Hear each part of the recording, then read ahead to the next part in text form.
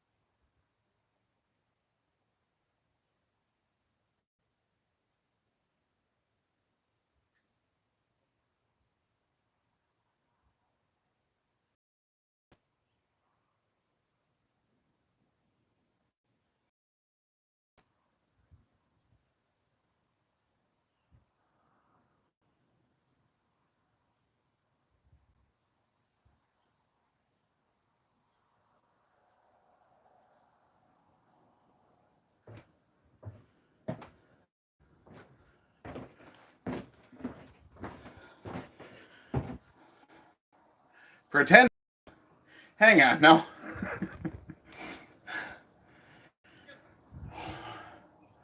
Okay. I think I'm actually ready to start now. How much of a lag is on this? Oh. It appears to have me cut off. Okay, well, we're good. Okay, so I'm actually live. Yay. Oh, alive-ish. As you can tell, it's another wonderfully warm day here. And I have no idea what the weather and humidity is, but, well, I know what the weather is because I can look at that. I have no idea what the humidity is because I have to breathe it. It says 23 degrees. Let's see if that's true. I'm willing to bet it's probably significantly higher than that.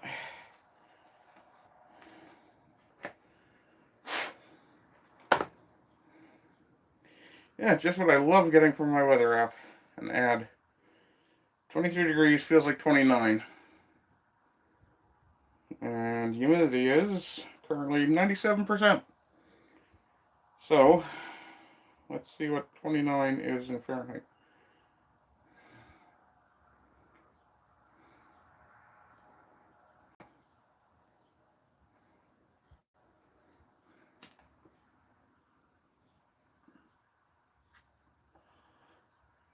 And I've got 2 people watching. Excellent. So 29 degrees Celsius is anytime now.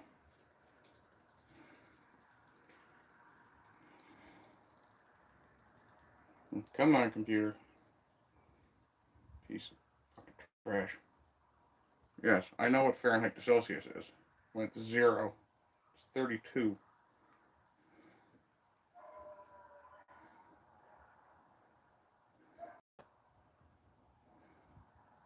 Okay, that particular converter site does not work well. And now my computer is actually very slow. Or my phone, to be precise, I suppose. You fucking kidding me? Okay, let's kill you. Kill you. Bring you up.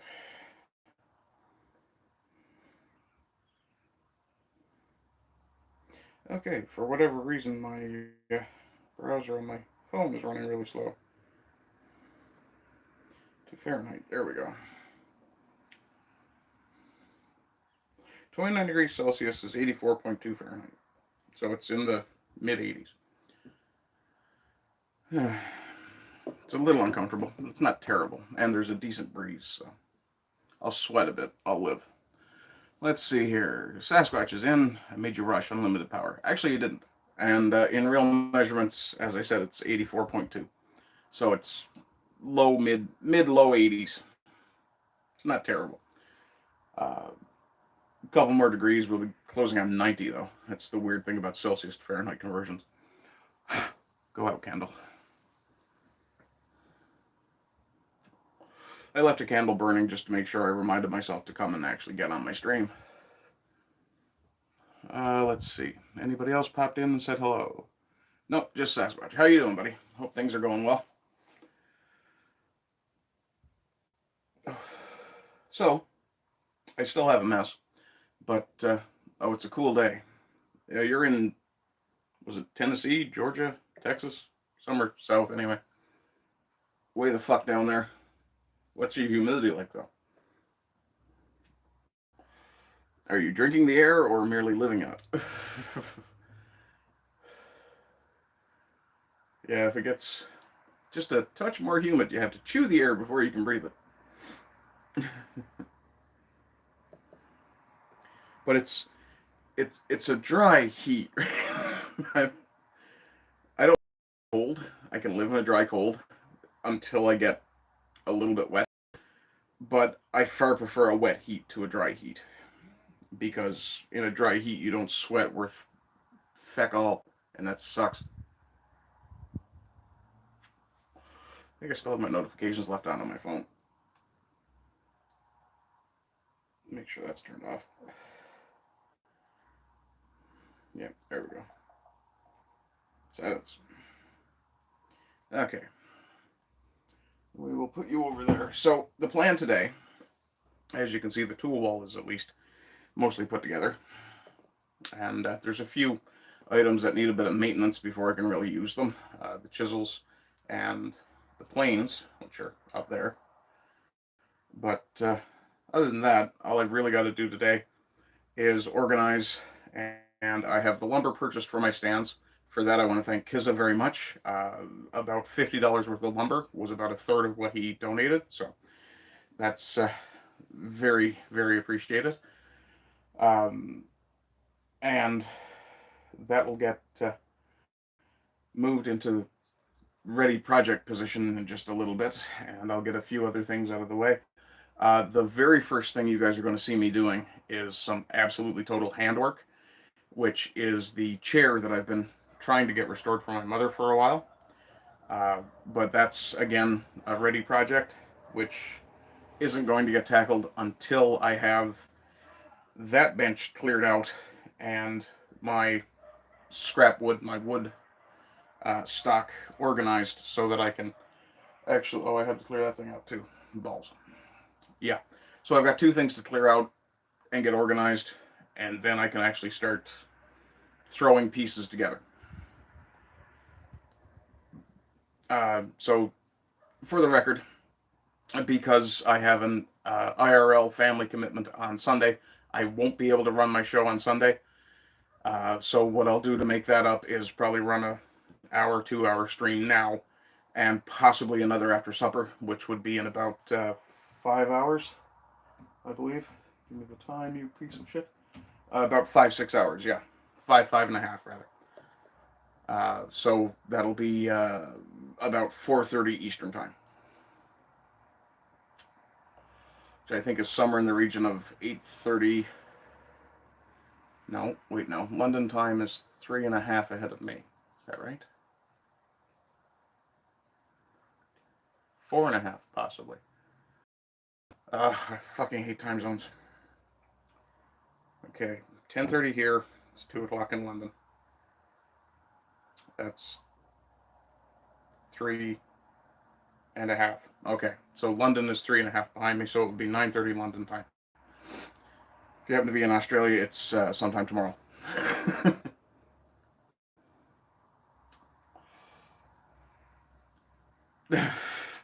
Believe it or not, humidity does occasionally go down. Here, it doesn't do much. I don't remember a time I've ever seen humidity here below 75-80%, but that's because we're coastal and we're at the confluence of two big ocean currents. The Labrador Current, which comes down from the north, and the Gulf Stream, which comes up past you guys. Good morning, Tristan. Good to see you. Lies, never seen it. Yeah, it seems like it doesn't ever. Yeah.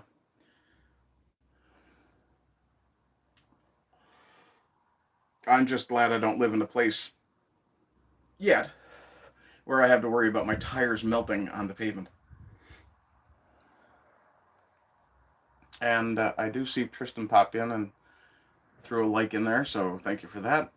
So, yeah, I'll get the shilling out of the way. You guys can look in the description.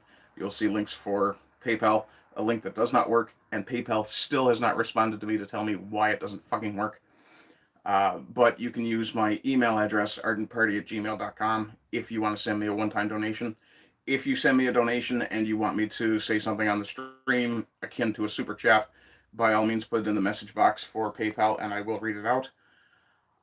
There's a merch shop, which I keep forgetting. I have an entire series of t-shirts that are a little bit tongue-in-cheek that I want to put up, and I keep forgetting to get those up. That'll get put up probably not today because I'm going to be busy with this, but hopefully sometime in the next week.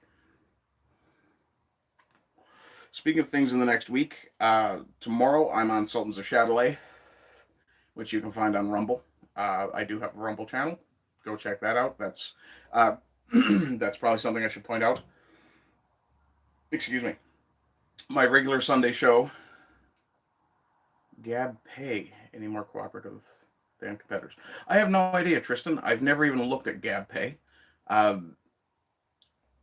But if it works, it works. I have no idea, honestly.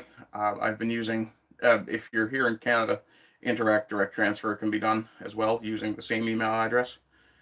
And that email address is pretty much my contact for if you want to nominate a clip of the week, or a pick of the week, or if you want to suggest someone to be listed as the hashtag good man of the week, things of that nature.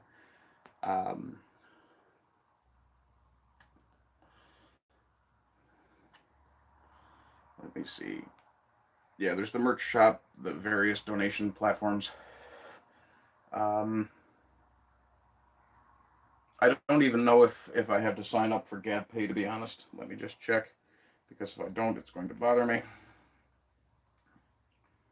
Gab. For the record, I don't have a Gab app on my phone. I actually just have the browser page bookmarked and put up as a icon.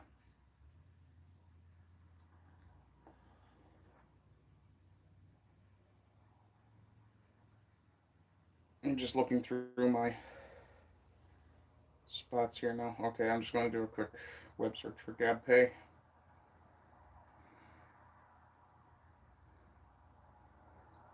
I don't know if that's even available here in Canada, so... Oh, the Subscribe Star does work. I had to go through a bunch of US and Canadian forums to get that thing working, but it does work. GabPay, powering the parallel economy. Let's see what this is then. Okay, that's not much help. Let's see, my user account. So there's a gabpay.live page. Let me see if I can log into that.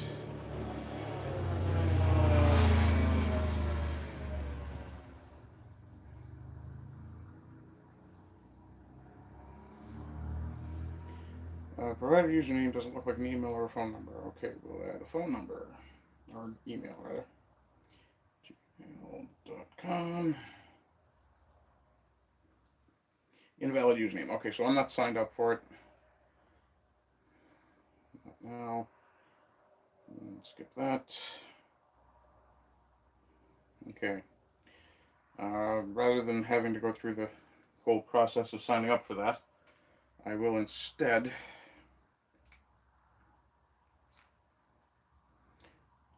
put a memo together real quick. New memo.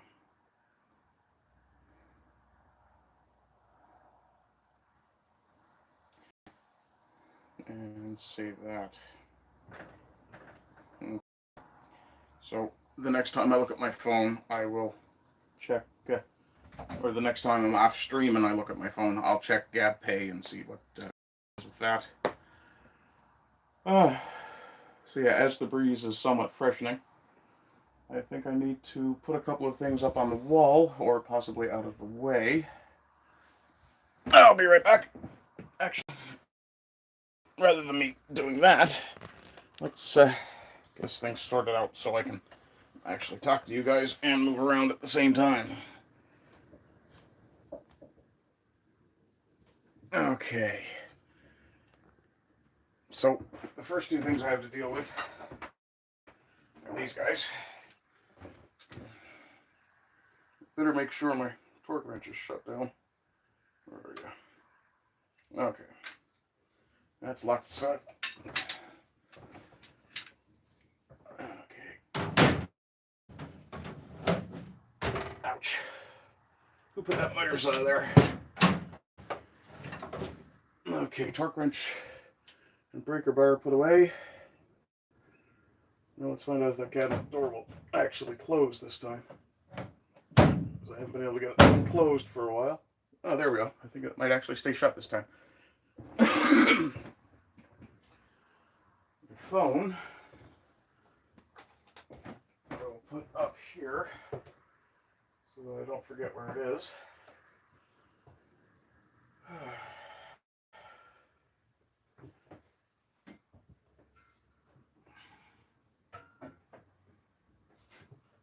Dustpan make most sense in that corner.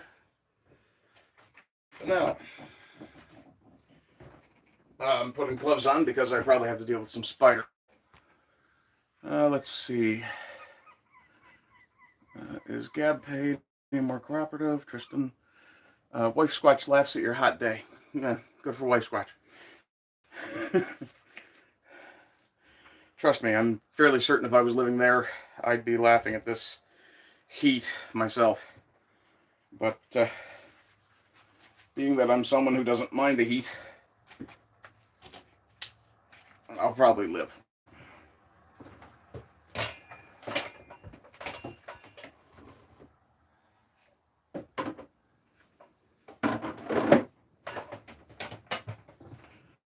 And I'm just contributing to some clutter, of course.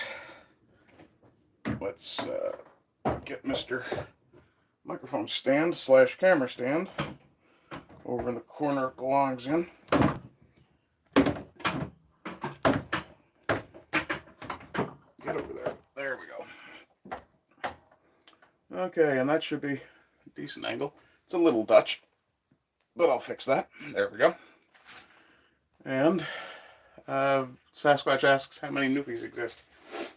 Well, it's a fairly big dog breed, fairly popular, so there could be millions of them. In terms of Newfoundlanders, though, there are, well, I read a statistic a while back that between 1910, or between the end of the First World War and 2000, there had been over 2 million people leave Newfoundland without returning and start families. So a long time ago, one of my buddies worked out mathematically that if you spread every Newfoundlander on the planet, and that includes first gen and second gen, so the grandparents of those same Newfoundlanders, or the grandchildren rather of those same Newfoundlanders, if you spread all of us out evenly across the surface of the planet, not counting the water, there's nowhere on Earth you could go and be more than 5 kilometers from a Newfoundlander at any given time. Yeah. There are, in terms of the diaspora, there's quite a lot of us. But in terms of how many people are actually on the island, I think the population of the island and Labrador is somewhere in the region of 220,000.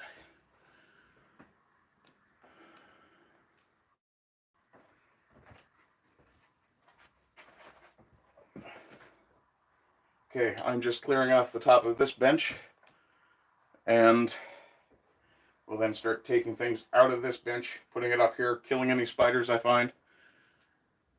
And Sasquatch says, huh, surprising statistic, or... Yeah, there's always been a culture of, how to put it, people 2 blocks in New York. I'm not sure how long a city block is in New York. Is it 2.5 miles? Sorry, 2.5 kilometers, which would be, let's see, 6 and 10, 6/10. So 5 kilometers, 6/10 of that is 300. So about 2 miles, 2.5 miles, give or take. Oh, and now, of course, I can't get that to move because I have my gloves on. Let's see. Spare the wolf spider, mortal enemy of the mosquito. I don't think we have wolf spiders. What we tend to have here are, what I see most anywhere, orb weavers. Stormy is in, says, hey, good looking. Hi, baby. I'm just trying to get this fucking place cleaned up finally. I've got a few things that are going to end up going into a yard sale to be sold off, gotten rid of. My tools will not be one of those. So nobody get excited or terrified. Let's see. I need to make some room. I need tape over here. Adhesives and tapes go in this cabinet. Oh. Note to self, never leave the toolbox open. That can be hooked up there for the moment. And that goes back where it belongs. That bolt will go there. I'm not absolutely sure that I need those. I may need longer bolts. I don't know yet. That's actually part of what I'm about to do, is just check the depth of the bolt that I have there. and see if that will be sufficient for a stand anchor. Let's find out. This is 2x8, which is what I'm planning to put the stands together with. And that will bolt right through. That's awesome then. I'll need big washers, but I will be able to do that. Excellent. Actually, since I don't want that directly on the floor because it draws the bugs, I'm going to have to move this stuff up here for now.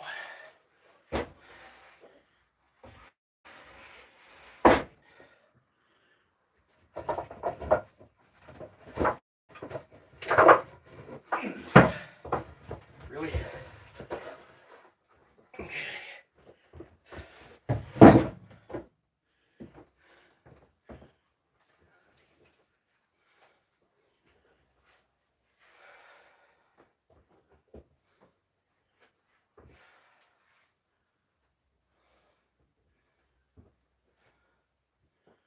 Okay, that can go there. I'm going to turn on this fan right here. You guys let me know if you can't hear me clearly after I do that, because I definitely need a breeze through here.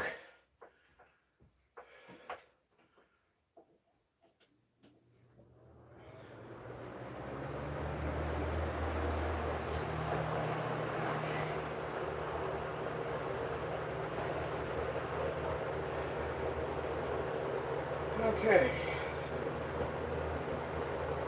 Well, you're on the floor. Shouldn't be.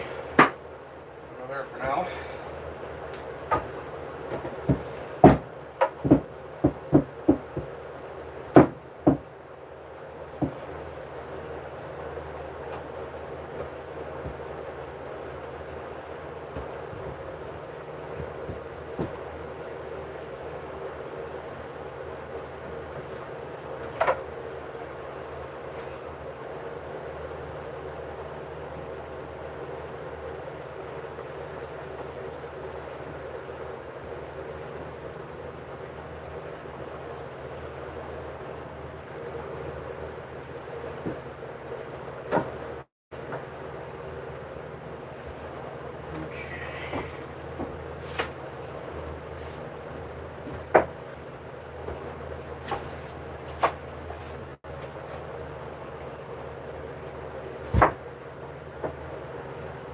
Okay, so can you guys still hear me okay, or is the sound gone to shit now that I've turned on that fan?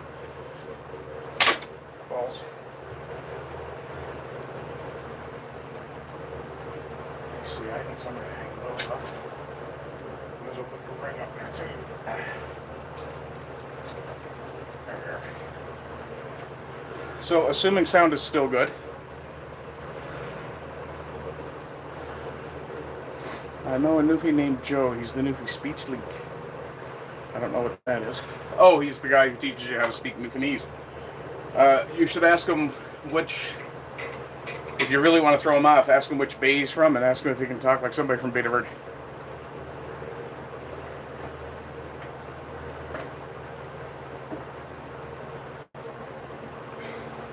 Because here you can go a very short distance, and the dialect can change so much that it's almost like another language, where you will have to ask people to repeat themselves a few times before you catch exactly what they're saying.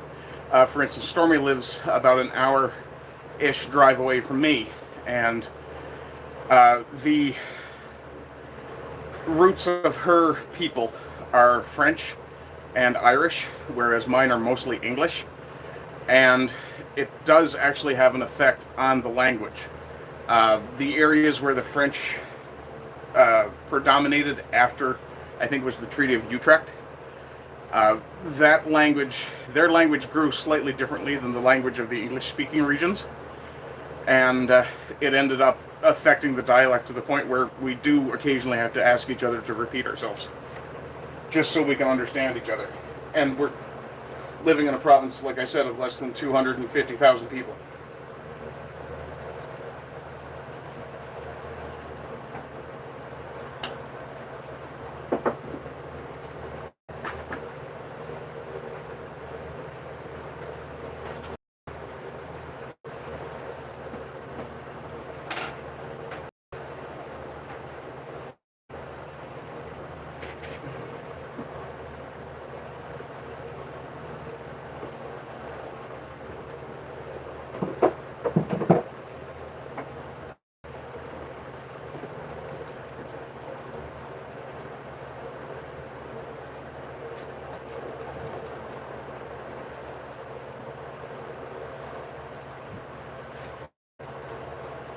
Where's I keeping those?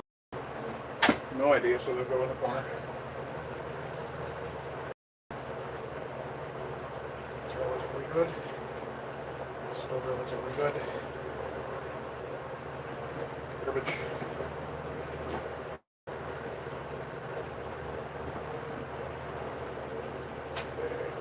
Go there. Go there. Over here. This.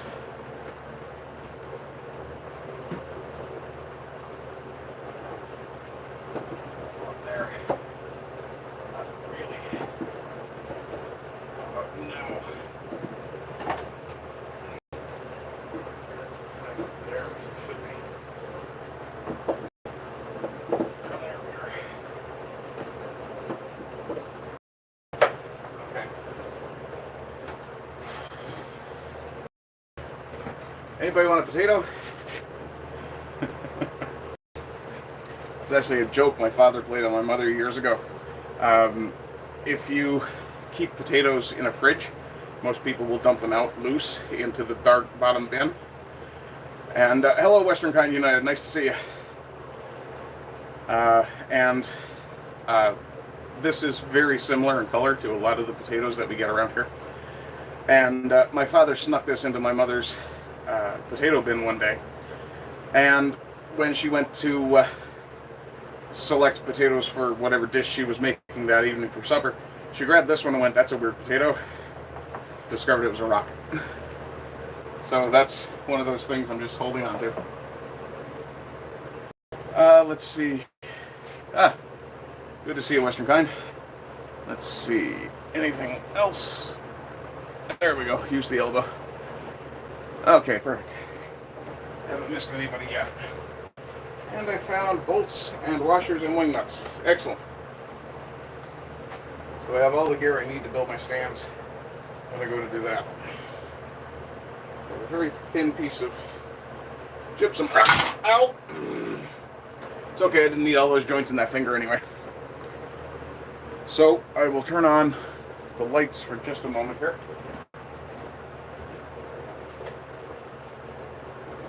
Just so I can show you guys this piece here. That's a little bit of amalgam rock, metamorphic, I think possibly it's called. I forget exactly. But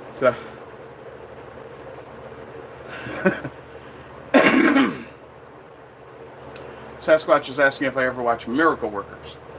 I don't know the reference.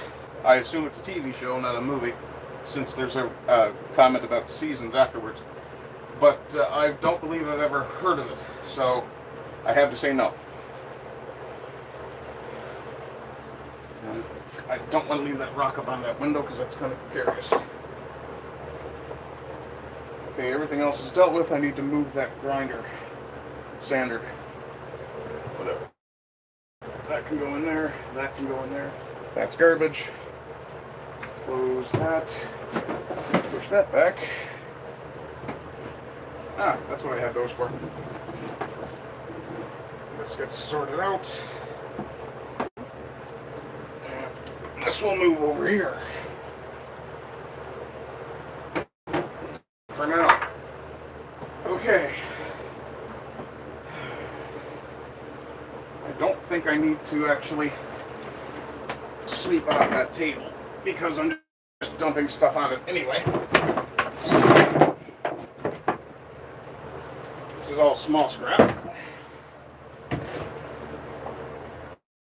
There's the leg, which is actually oak, but oddly, if you get in close there, you can see it's actually a laminate piece. This only has two pieces on this side, but the actual legs themselves were made of 3 or 4, I think. I've got actual legs over here that are part of this set. I think I can actually get a look at that. No, I'd have to take off the coating that's been put on them to make it look like one solid piece of oak, which it isn't. But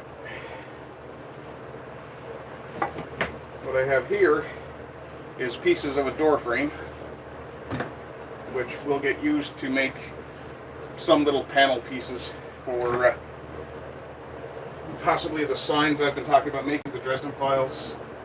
Signs, got a bunch of different sizes, so I could do any number of things with those.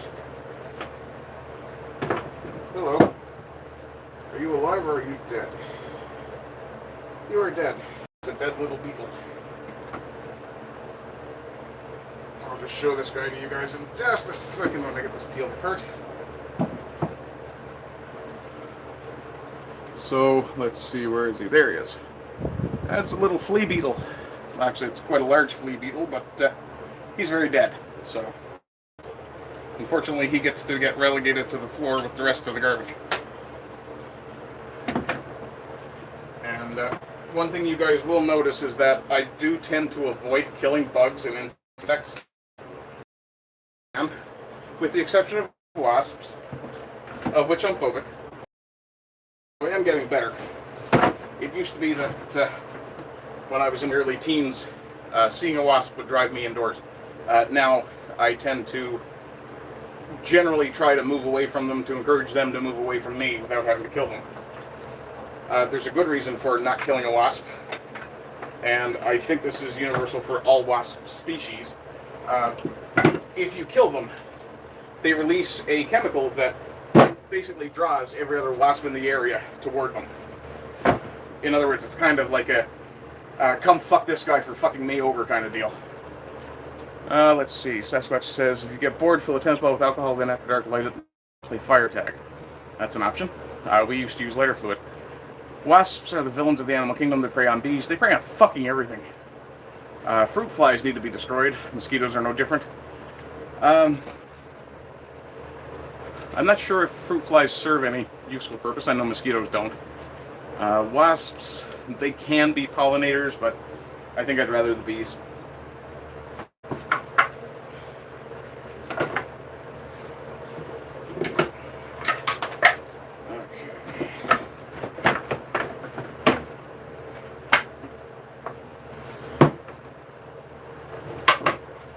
Okay, so that's organized up.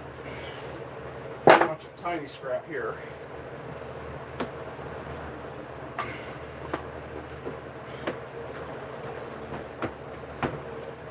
That won't take 3, it will take 2. Yes. Okay, I'm going to put that third one in there.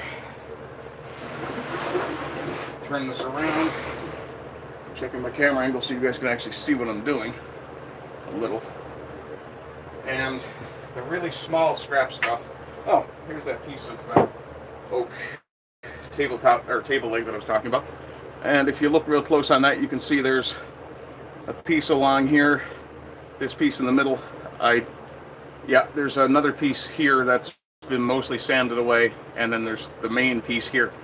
So there's actually 4 pieces of tree in this. So it's technically solid wood and technically solid hardwood, but it's also kind of a deceptive marketing thing. Not really happy about it. But the really small scrap I'm not going to put in this bin because I have so much of it. At some point in the very near future, I need to triage a lot of my stuff. And that may very well happen right now. My drilling guide for when I was doing things. That's poplar and it's kind of chewed up, so that's going to be part of the scrap. I'm not throwing away anything if I can help it, except for stuff that is absolutely definitely garbage, because a lot of stuff can be glued together and turned into any number of other items. For instance, if I had a couple of dozen of these, then I could make a chessboard. Right?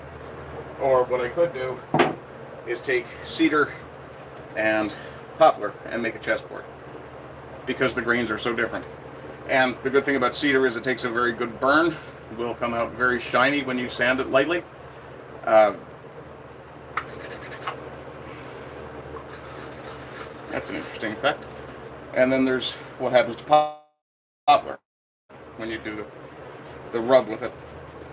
That's actually a really attractive pattern though. But again, like I said, you could take both these pieces, one could be painted white, one could be burned, or you could leave one natural, make a chessboard. And I do have a bandsaw, so I could actually cut pieces small enough to make a chessboard now. For now though, this is going to be scrap top central for a minute.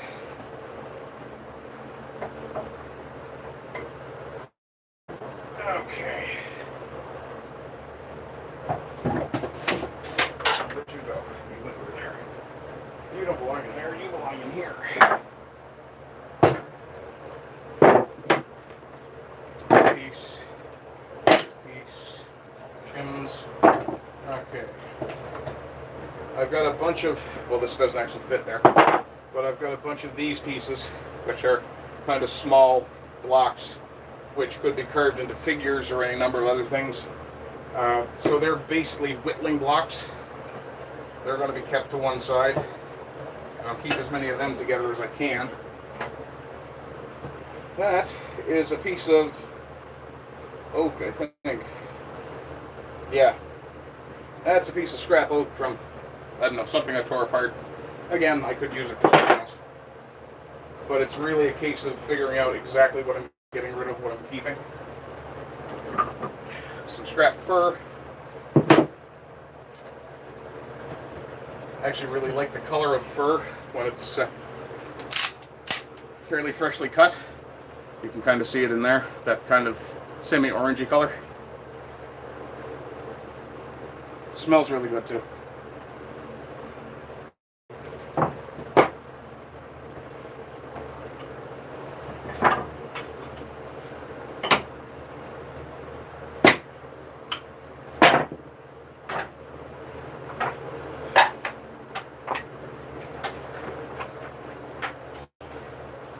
Pieces of hickory from when I was cutting the axe handles to make swords.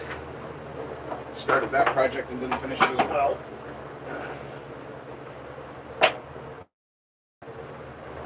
That's ash. What the hell was that marked as hickory? Bastards. Somebody lied to me. There's a couple of pieces of, this is actually my original shame board, which, now that I'm thinking about it, I'm thinking I'm going to put that on the door over there for a target. Let's see here, I need a screw. Doesn't have to be particularly big, but it doesn't have to have a point on it. There we go. Will that do? Probably not. No, that won't do.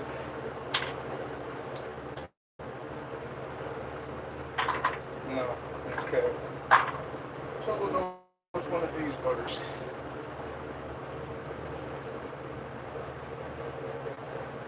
And my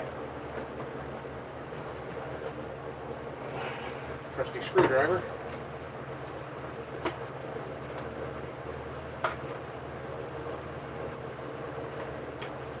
I will point out that ever since I discovered ratcheting screwdrivers, I will not buy any standard one ever again,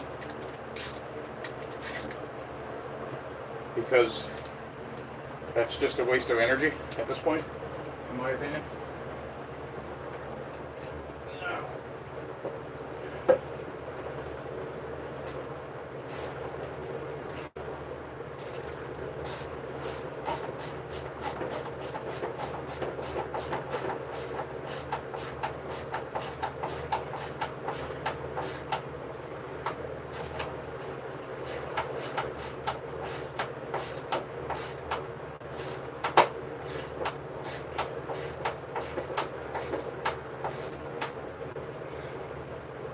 Okay.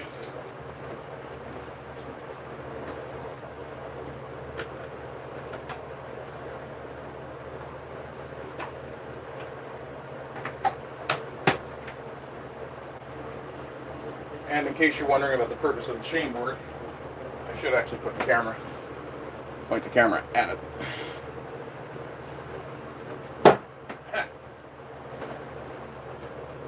It's not bad. Of course, if I wasn't wearing my glove, that might have gone better.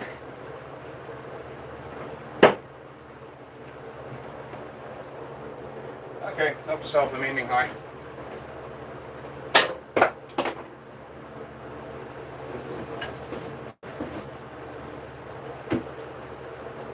And you guys will know, if you've ever thrown knives, that that is actually something that can happen. It can bounce directly back at you.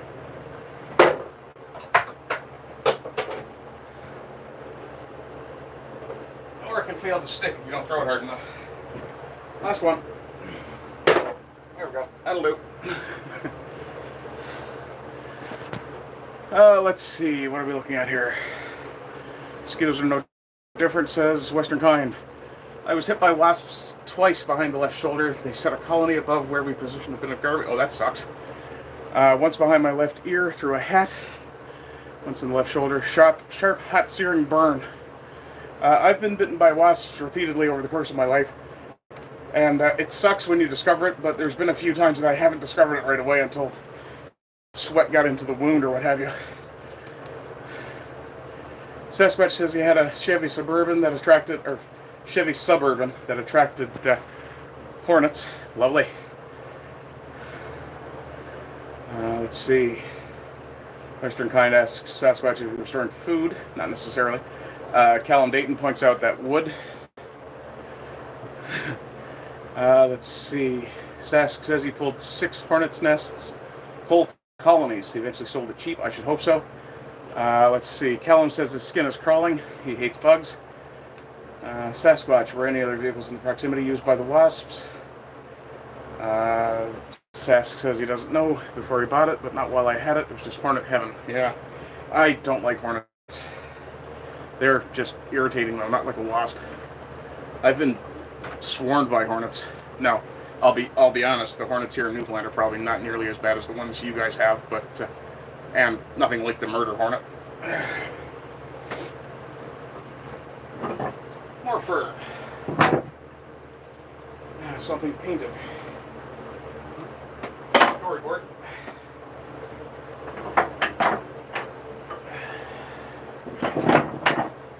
All I'm really doing at this point is just trying to see exactly what's down here. More pieces of fur. They'll go in here now. I think that's all the fur I have. 2x4 cedar.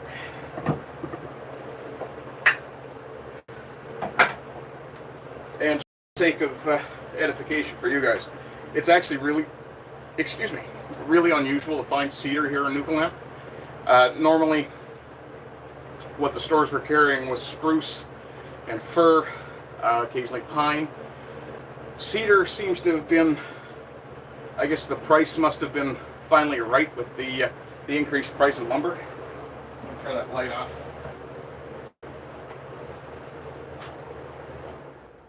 Turn that fan off too, since the wind is actually blowing in and the fan is blowing out.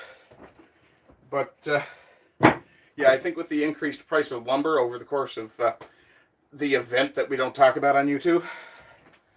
Still? Seriously, YouTube?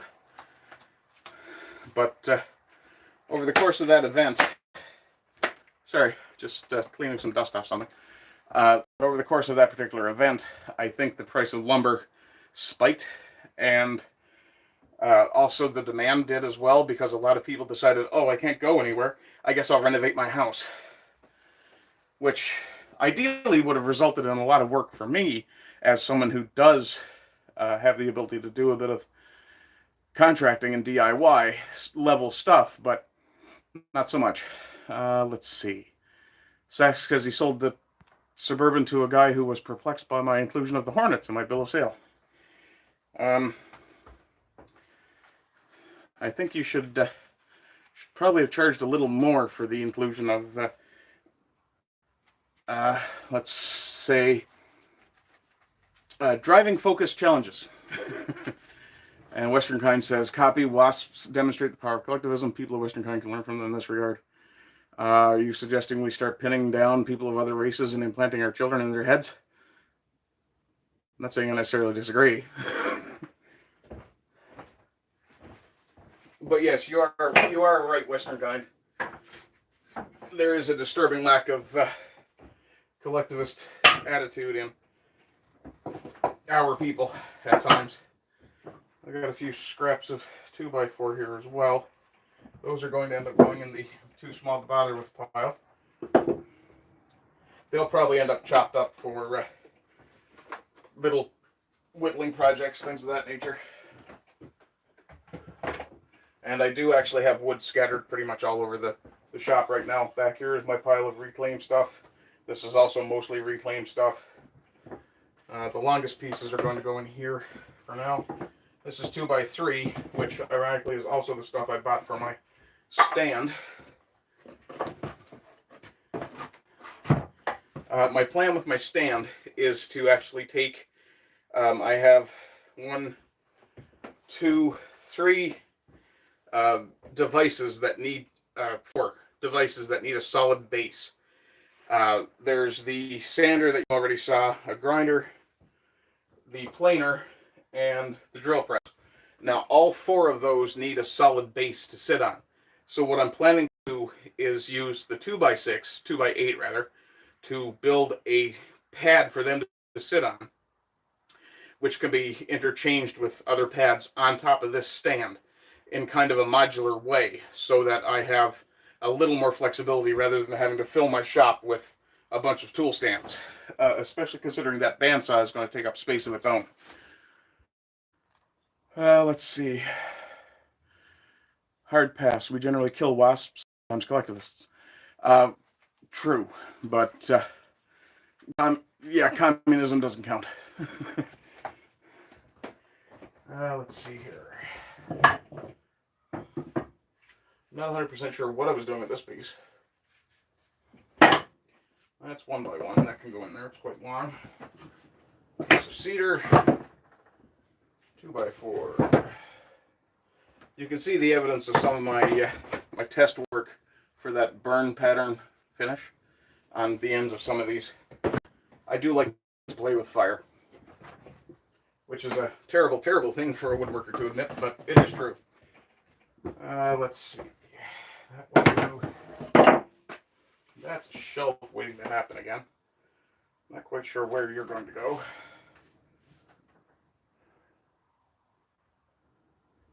Well, I know where you're going for now.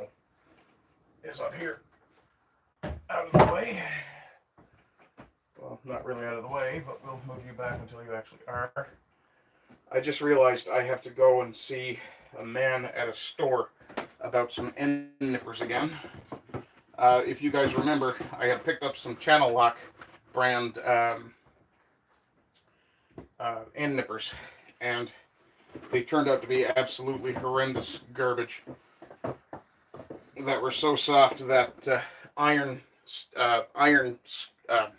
nails, those spiral iron nails that are used to put pellets together, were actually tearing the teeth up, which was an insane irritant, to say the least. Western Kind United, we do not really need each other with the way that economy and organization is today. Arrive at work at 9, drive back to your house in the suburbs at 5, eat dinner, watch propaganda box, repeat. Ardox, says Tristan. I'm not sure what that stands for, or what it means. Western Kind's point is fairly well taken. The nails, they're called Ardox. That's those spiral ones that are put into pellets. Cool. I didn't know that. I'm not a carpenter. But yeah, the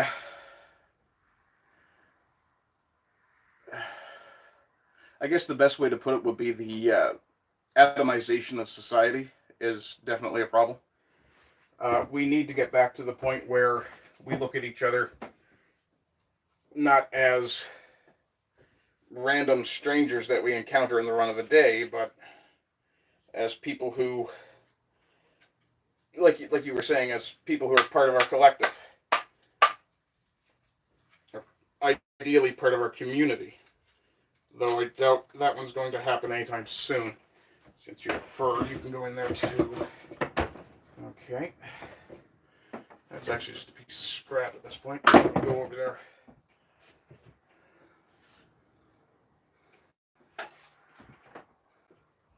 Some of these pieces are going to get worked down, turned into other items. For instance, I think the reason I had these pieces in this box is because I was planning to turn them into blocks as well. So they'll go back in here.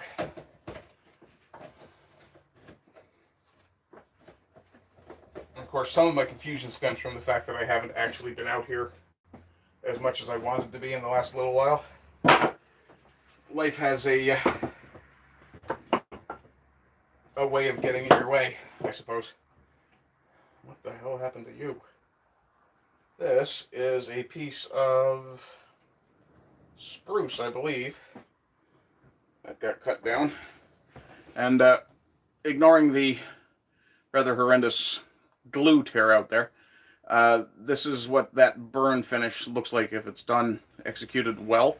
It's got a very nice sort of sheen to it, and it can really accentuate the grain of a piece of wood. This is cheap structural lumber, and if I had had a larger piece that was a little cleaner, then I could have made something very, very, for instance, it would make a nice picture frame even as it is. Depending on the tastes of the client, of course. That's a chisel tester. So I miss. Oh, pretty badly. Okay. And there's a little bit of engineered material here. That's going to go in the back for scrap. That'll probably end up getting used for any number of things that need a very, very stable base to work from. Okay, so this bin is, I think, as packed as I'm going to get it.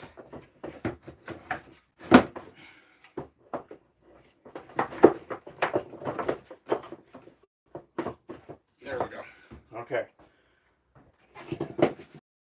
These two wedges should be up here, where I'll remember them. And these little scrap pieces of hickory can go in here with these pieces I'm going to turn into blocks, because this is all going to be essentially whittling work eventually. Get in there. One of the reasons you don't necessarily want to throw out a lot of scrap wood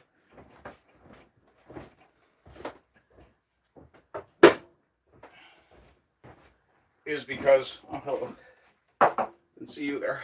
You will go in here too. And that will go there. That's sorted out now. One of the reasons you don't necessarily want to throw away a lot of scrap wood is because a lot of times you need a piece for testing the accuracy of a measurement, or using as a backstop for drilling, or any number of other things. And plus, there's something very meditative about just sitting down and cutting slices off a piece. I'll hit that thing dead center one of these times, I swear. That's not even on the target. Let's see. Sasquatch says he's watching Ardent and asks if Ardent is attempting to propagandize him. I don't think I have to. I'm pretty sure you're willing to admit that white positivity is a good way to go. Let's see. Western kind. We are really organs in a body. People, Western kind. Individualism in a world of collectives is suicide. Not necessarily. But a certain degree of how to put it? Collectivist mutual self-interest is definitely a good idea. On the subject of wood, Western kind asks if I've ever completed any unique or odd contracts of carpentry. For example, a guillotine. I have plans for a guillotine. I will build one eventually. What'll happen there is I'll have to get some sheet metal of some kind, something probably like stainless steel or something, which will have to be prepared. Oh, sorry about the chroma. Which will have to be prepared before I can actually attach it to the guillotine. But yeah, I do have plans for a guillotine. I have an ant. No, that's a fly. Come here, you little fucker. Okay, I'll get you. There we go. Give him a whack with the stick anyway. As I said, I have plans for a guillotine. That's down the road when I can afford to buy a big piece of sheet steel. But the entire construction of it otherwise is wood, not a problem. I have been asked to build stocks. I have completed a contract for a sex table. That was definitely one of my more unique contracts. For the record, Western kind, I don't do carpentry. What I do is cabinet making or woodwork. Carpentry generally involves building a structure, whereas cabinetry, woodworking is just a craft, whereas cabinetry is also, or you could call it joinery or any number of other things. But you're generally building a freestanding item, piece of furniture, things like that, or putting actual cabinets on walls.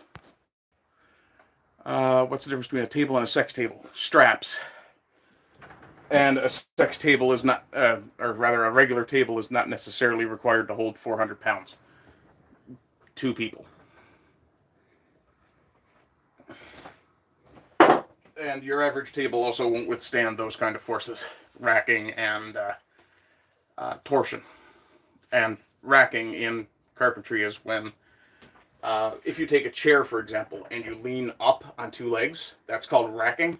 Because what's going on is the joint at where the table, the seat and the legs join gets racked back and forth. I shouldn't have bothered to put the gloves back on. Let's see. Callum says he's got some Alpha Strike stuff in the post. I'm not sure what that is. It sounds familiar. Podcat says, well, when I clicked on an open-ended woodworking stream, I don't know if this is what I thought I was getting. Well, it's open-ended, so. What was I already thinking about it? Let's see. 400 pounds was just one American. Depends on the American. Stocks, sex tables, guillotine, the Ardent stream. Yeah. Well, one of the things I do plan to do is start making weapons as well. If you guys know anybody who can connect me to get a decent price on a taiaha, I would absolutely love one. That's a New Zealand Maori weapon. I need one really just to copy, but the problem is that the only ones I've seen... no, I will not be making a chainsaw glove. Sorry to disappoint you, Bobcat. But the only taihas I've seen for sale, I can't find any at antique dealers anywhere in the country. And the only ones I see for sale are in New Zealand and would cost me roughly $1,000 Canadian to get a hold of. No. This is generally scrappish now, so move that stuff over. Now I have to empty my garbage. Or, well, technically it's garbage.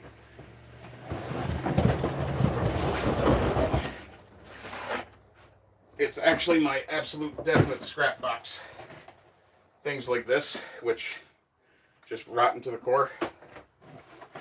That's actually a fire starter. I've got a few of those there, which I intended to test and never got around to. What is this thing?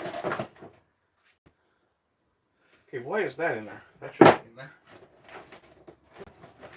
I suspect shenanigans. That's manufactured garbage. Come to think with those 2 pieces.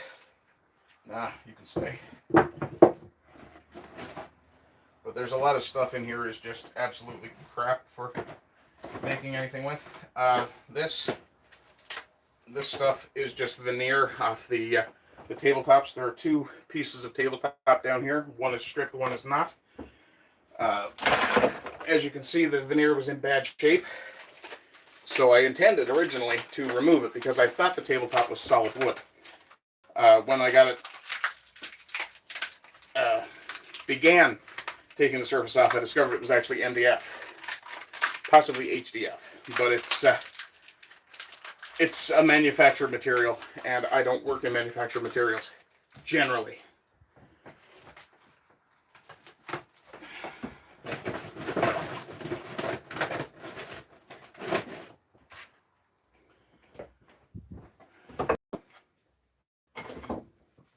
Some parts of a table, which I don't really have a use for, but I have a suspicion I could make a rocking chair with it. I need that. Oh, I might as well show off for you guys and use the machete, I guess.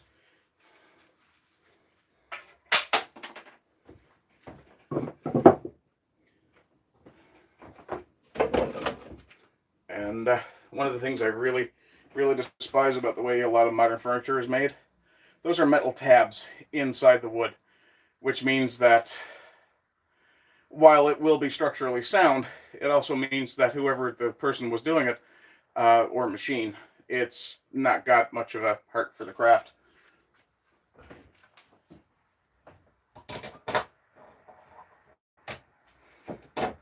Just put my machete back on the wall. So those are going to have to be torn out later.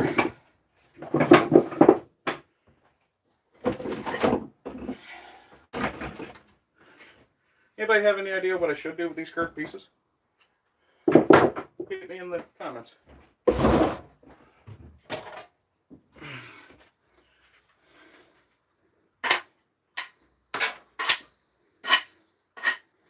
Okay, that's just irritating.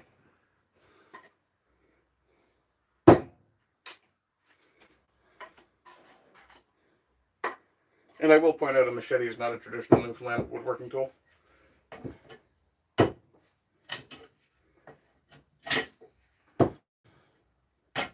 But it works for me, so I'm happy with it. Normally, those curved pieces I wouldn't bother with. Come out of there. Fuck yeah. Okay. Yeah, as I was saying, I wouldn't normally bother with these curved pieces. But given that they're actually solid wood, I may actually try and build something out of them. They are oak, as far as I can tell. There's some white and some red oak in there, and I think it was probably made in China somewhere. So it's Asian oak, which is kind of hard to come by here. So I'll have some fun with that.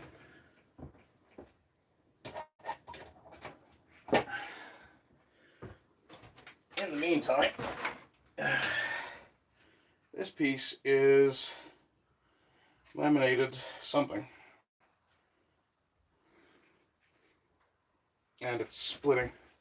Okay, so instead of using the machete, I'm actually going to switch to the hatchet, which is also technically not a traditional Newfoundland woodworking tool. But does the job.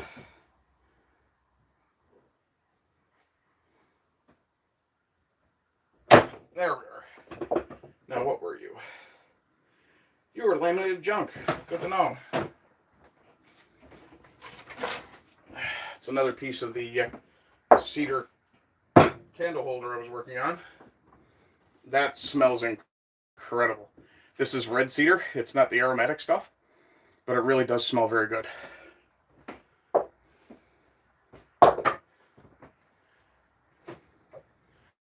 And most of this stuff is going to end up going to Stormy's with me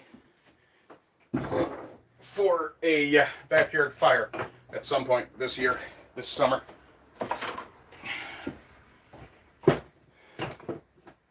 And because it's mostly hardwood,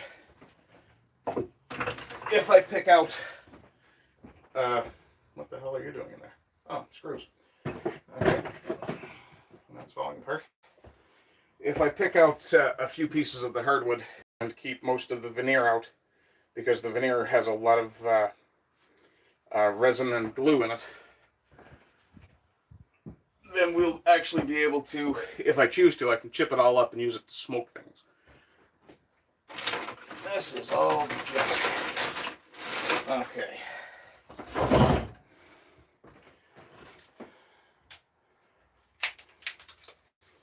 That's a piece of veneer I made as a test cut on the table saw. Actually came out pretty good. Okay, I'm going to sit down and have a smoke with you guys now. I feel the need for a break now that I have the bottom of that mostly cleared out. The only thing left there now is these two tabletops. Move my finger just barely over them. These here. They're actually one tabletop, two halves. One of my neighbors was kind enough to donate, mostly because he was throwing it away. But he was kind enough to donate me the table, which is where those legs came from. And a few of the parts that I just put in that little cardboard box as well. Let me just get sorted out here. And I'll drop them. Oh, freaking knees. I'll just tip the camera towards me a bit. Okay. Not a bobcat, says only 400 pounds. 400 pounds of active person. And now that I've been thinking about it, the client who had me do that, if I recall correctly, he had asked me for capacity for a single 400-pound person, which tells me that he probably had a very large wife.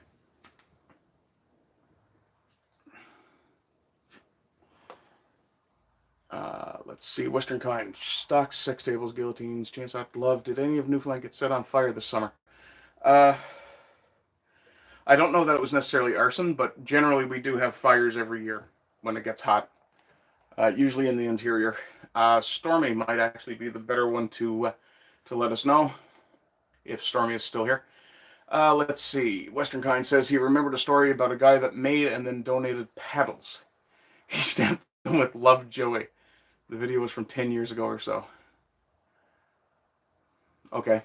Crow pops in and says, "Sup? Hi, Crow. It's good to see you."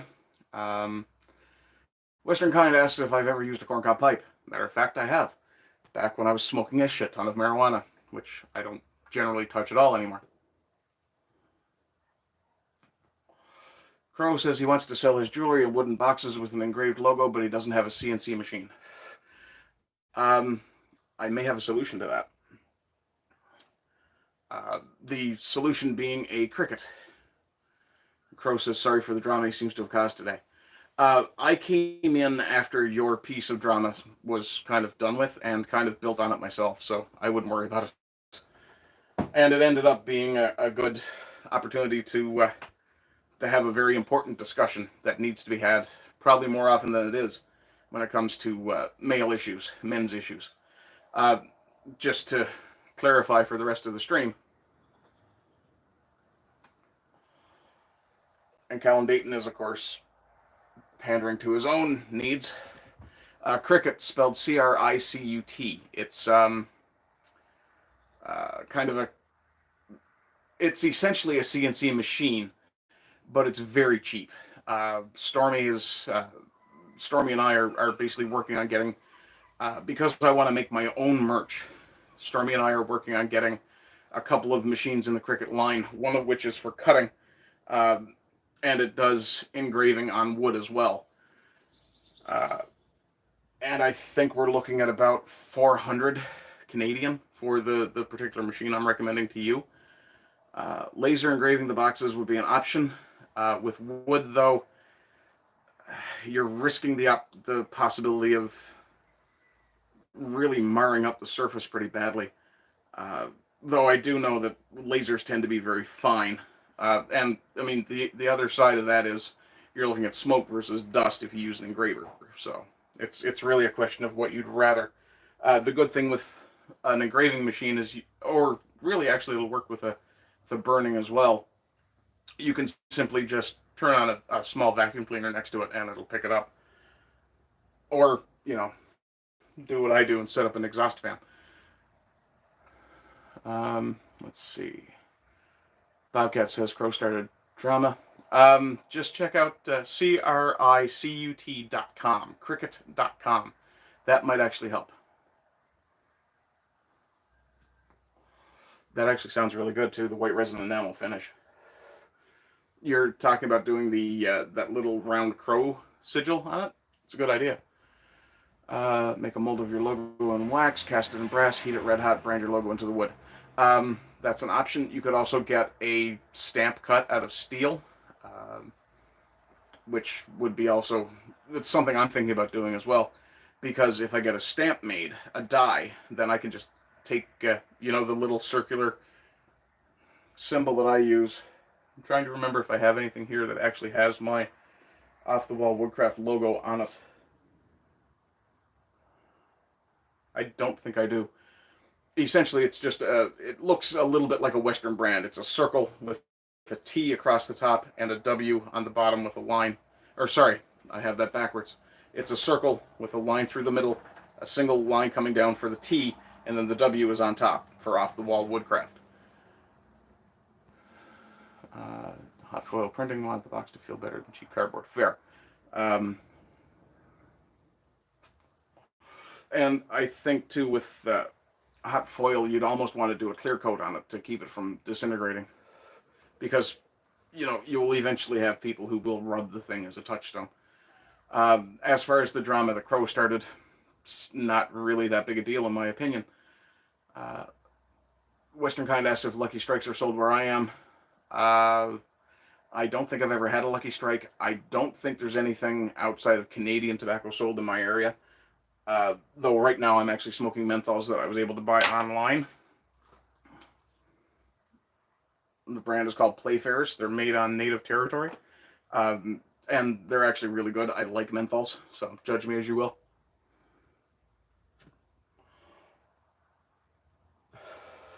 And I will point out, at least I'm not smoking fucking cloves. But as regards to the drama that Crow started, one of the issues that came up was the idea of men needing other men to talk to. Oh, and just to finish up with Western Kind, my favorite American cigarette is actually Blue Camels, the Turkish-American mix. I really like the flavor of those. But they're ridiculously expensive where I am. I'd probably be looking at about $25, $30 a pack at this point for 20. And in regards the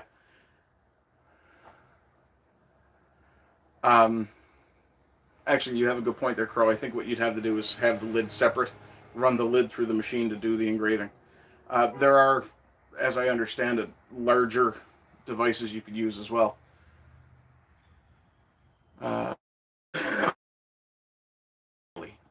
It hasn't been that long since I had my last coffee, so I'm not too bad for that. But I find the dark Turkish tobacco is actually a really good, really rich taste. A cigar and a brandy. I've never really been a big cigar smoker or a big pipe smoker. Again, that didn't involve marijuana. $30 a pack, outlandish. It is extremely high. I'm paying roughly $5.50 a pack for these online. And that's because of some coupon deals and other aspects that I've managed to work through, having been on the website for a little while. If I was buying packs here, I'd be looking at minimum $14 a pack. That's insane. Over 70% of the price of a pack of cigarettes here is taxes and government regulatory fees.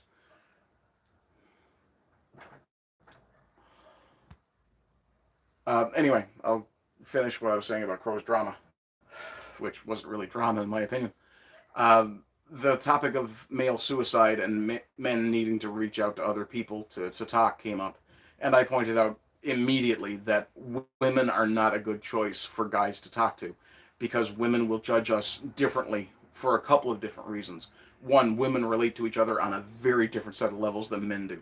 Men are very direct, and if men have a conflict with each other, we don't generally use psychological warfare.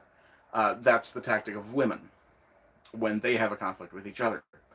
Whereas with men, and this is by and large in general, so whereas with men, we will have a fist fight, it's over, done, and either we go our separate ways, or in the case of quite a few of my friends, we become friends. It's oddly bonding, that violence that men engage in. But as far as it comes to emotional needs, I didn't actually see the video you're referencing, Crow, because as I said, I came in kind of about an hour or so after, I think. But when it comes to like men needing to talk in terms of emotional support, guys generally will help each other take our minds off of it or dismiss it. For example, if you're having problems with a girlfriend, guys will generally go, she's a bitch, you don't need her, move on, kind of thing. Or we'll offer some advice. One of the things I did point out was that if your peer group is around your same age, you're unable to find valuable advice, useful advice, beyond simply, ignore it or move on, or let's go build something, let's go break something, let's go play a game. Which is still very valid and actually really helpful for guys. It's good to do something. One of the other people in the Discord pointed out that um, uh, hang on. One of the other people in the Discord pointed out that uh, building things is really meditative for guys. Can't relate, but exactly, Crow. People your own age will have similar issues. And hi, Bleach. Nice. Thanks for popping in. We're just getting to the Thinking Man's Thursday portion of the show, where I've sat down for a minute to have a cigarette. Bobcat says maybe a men's only place somewhere in the community might be a good idea. Guys generally don't need something formal like that. Uh, One of the things I've pointed out is Crow likes making rings because it gives him power. Yes. Let's not mention the Rings of Power where poor Callum is. But uh, building things, being active, these are the things that guys use to kind of relax and such like, and to take our minds off of our problems. And quite a lot of times, if you're in the middle of building something that you can take your mind away from, that doesn't require you to be immediately present, mentally focused on it, sweeping a floor, for example, then it frees your cognitive faculties up to think about your problem and to kind of roll it over in your head, which is great. But to go back to the Callum, I watched about 30 seconds of the first episode of Wheel of Time. Went, nope, fuck this, shut it off. Uh, duck emote. I think you could actually get a duck emote in here. I think you just have to use the colon and then do duck. But just to sit back here, one of the things guys need is an older mentor figure, whether it's your dad, your grandfather, an older uncle, your older brother, and you can't necessarily go to these guys with all the same issues because different stages of life. One of the things I'm trying to get worked up, male growth, and I've got them tentatively titled The Hunter, the Healer, the Husband, and the Sage. And the healer and hunter and husband kind of have some overlap, as does the sage, of course, because nobody exists in isolation of everything. But the idea being that if you need advice, you don't go to a guy younger than you, because generally they don't have the life experience to have developed the wisdom that would actually aid you. Whereas your grandfather, for example, might look at you and go, oh yeah, no, I dealt with that when I was your age. Here's the best way to deal with it. Or, you know, it's really unfortunate that it's so hard to find good male role models these days. I mean, Andrew Tate has some good takes. Jordan Peterson has some good takes. Neither of them have perfect takes on anything, or everything for that matter. And one of the things that really should be fostered, I think, is the sense of, and this kind of ties into what you were talking about earlier about collectivism, Western kind, the idea that men exist to help other men as part of being a man is the idea that you should, and I will couch this in the Star Wars quote, pass on what you have learned. But all of this stuff is really important. I really need to turn that shelf over so I have more storage. Sorry, slightly distracted. But yeah, if you need to talk to somebody as a man, generally women can't help you because they don't approach it the same way. And Crow, you're absolutely right. I will scroll back through chat here in just a second, but Crow is right. Men do need good mentors on how to be a good man. For me, my father was somewhat that mentor. Never knew either of my grandfathers particularly well. One had died before I was born. The other one died when I was 6 or 7, so I didn't really get to know them. There were older men in the community. This is one of the great things about having grown up in Newfoundland. There were older men in the community that on occasion I could consult or talk to. Though, because of the way that society evolved so quickly from the 80s to now, there wasn't a lot of common ground. For example, trying to talk to, if, for my grandfather were still alive, either one of them, they'd both be ranging somewhere in their 90s, close to 100. Trying to talk to either of those men about problems with social media would be absolutely fucking retarded, because they'd have no basis for understanding it, no relevance. Whereas if they tried to explain to me what it was like to hoe a row of potatoes when they were young, again, same problem. I don't have that particular bit of reference. I don't have that framing. Let me see here.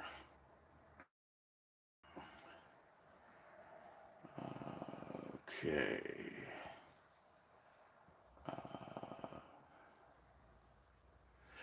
Wheel of Time actually predates Rings of Power significantly, Callan. The trailer, I wouldn't watch anything to do with Wheel of Time anymore. Oh god, season 2 trailer? Why would they bother? Let's see. Western Kind presents a hypothetical. For whatever reason, you are facing either 1 year of jail or 20 lashes. Which one would you select? The latter is my preference. Having some, how to put it, peripheral experience with the justice system, having been a counselor for guys coming out of the system, my choice would be the 20 lashes, and I'd probably be laughing the entire time. I think for a couple of reasons. One, because I'd far rather be corporally punished than custodially punished. I'd rather be beaten quickly and have it over with than be separated from life for an extended period of time. A year is a significant amount. Not terrible, but that's looking at it from my age. I'm pushing 50. A year is a 50th of my age. It's a 50th of my life experience. If I was in my 20s, a year would seem like a lot more, because that would be, what, 5% of my life, as opposed to 2. So there's a significant issue of your age giving you perceptions as well. Let's see. Bleach says he would disagree that men need a social club where they can do some network. Okay, sorry. Bleach says he would disagree. Men do need a social club where they can do some networking and have mentors outside of the normal social circles. The older and now extinct gentleman's club, not strippers. I agree. I think I hesitate to call it a safe space, but definitely a men's only space is necessary. Tristan says, quote, I dealt with that at your age. It's fine when each generation is alike. The boomers might as well have grown up on a different planet from Gen Z. Very true. Gen X might as well grow up on a different planet from Gen Z. It's changed so much.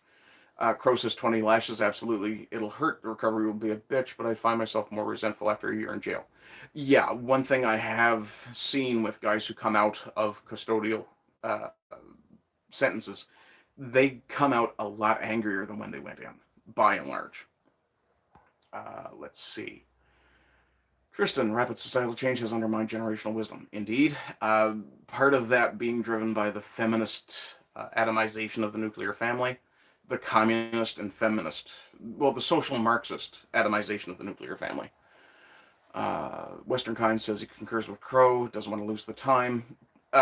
Something I've known for a long time that I've really been paying attention to a little bit more lately, especially trying to get this done. Time is a much more valuable currency than money. While time is money, you can't replace time. Time lost is gone. Money lost can be rebuilt. Bleach, let's be frank, we need to bonk feminism out of society, get that rot out, and a journey back to being civilized. Feminism, some aspects of liberal society need to be completely removed. Western Kind, I would think that virtually everyone would prefer 20 lashes over 1 year in prison. Don't bet on that. Some people are very driven by pain. The male feminists definitely have to be gotten rid of, and Bleach says something that I can't repeat, but I 1000% agree with. Okay, I need to get up and do some more work. Pay no attention to the view up my nose. Sorry about that. Okay. So, got that sorted out, so that can actually get moved. That bin has to get emptied. Let me see. I need... dump that in the garbage. Okay. Oh, and like a friggin' idiot, I put garbage on top of my garbage bags.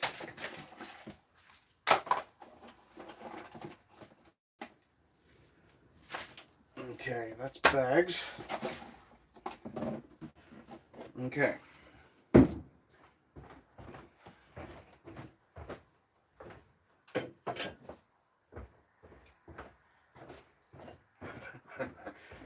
I apologize for nothing. What sound does a janitor's car make? Broom, broom.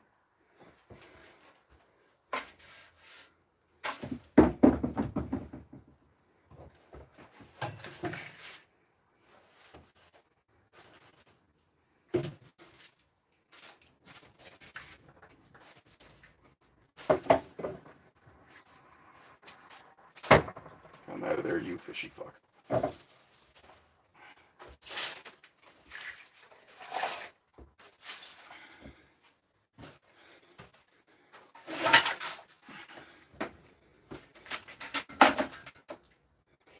And if I could leave you guys with any one piece of wisdom, it would be this.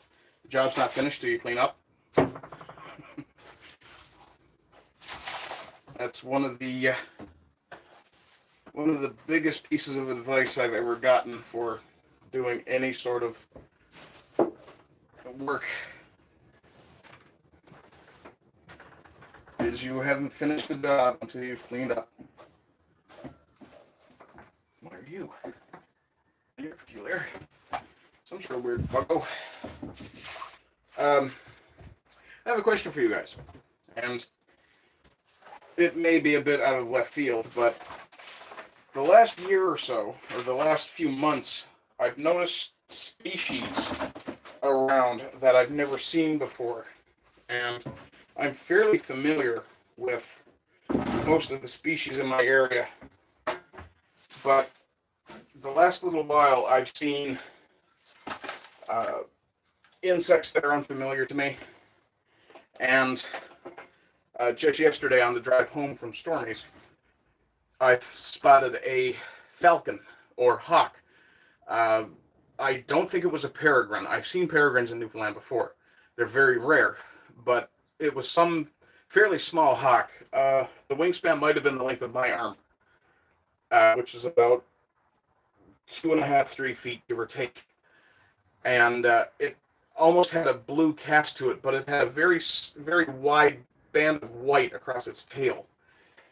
And I'm just wondering if you guys have noticed anything strange in terms of new species in your areas at all. And I will point out the North Atlantic can be a funny place where storms will blow things off course all the time.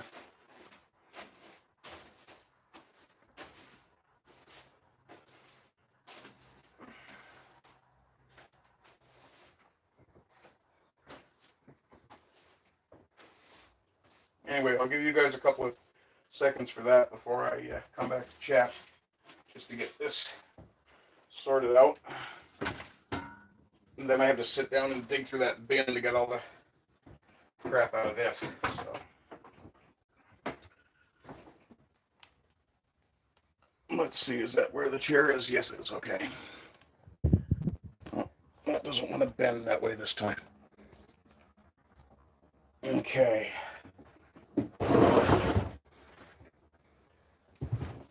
Normally I wouldn't bother with okay, I'm going to bring that down. Normally I wouldn't bother with this, but Crow said he's got to go. See you later, Crow. Take it easy.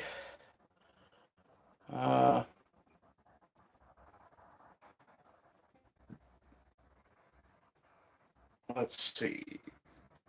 Everybody is saying goodbye to Crow. Accommodating seagulls nesting more and more in the city, eating off refuses and dumps instead of going out to sea. Dive bomb everything that passes by. That's not unusual. Well, the wind is definitely picking up. I don't know if you guys can see the fan rotating or not, but it's started pushing the fan in reverse out there. I need my gloves for this, or I'm going to tear my fingers up. Yeah, anyway, I started to tell you guys a little bit about this table. It came out of a house that was occupied by people who didn't really seem to care too much about the property. So it's the top of it was sticky and beat up and needed. I intended originally just to take the top layer off, but when I discovered that it was just a cheap veneer underneath, I just decided to, or rather, when I decided to take the veneer off and discovered it was an MDF table, I decided just to turn them into something else.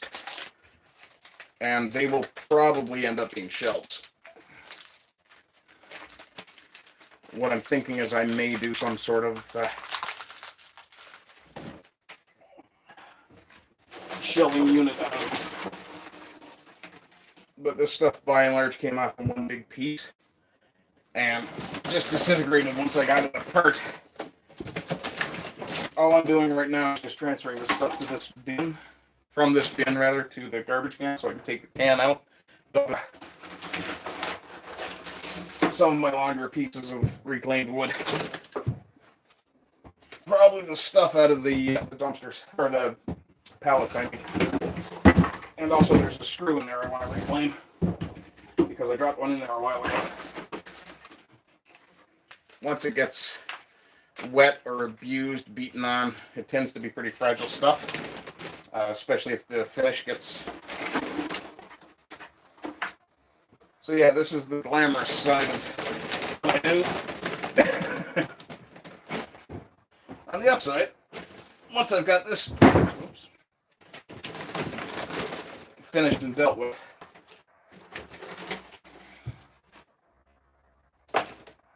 and I think I just threw out that screw that I was hoping to reclaim. Or did I? That's hard to know for sure. Oh, there it is.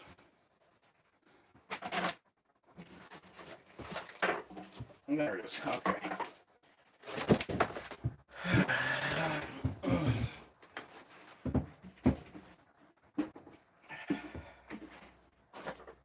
Yeah, it's just after this guy. Where do I want to save you? You can go over there. Stay on the table. That's what matters.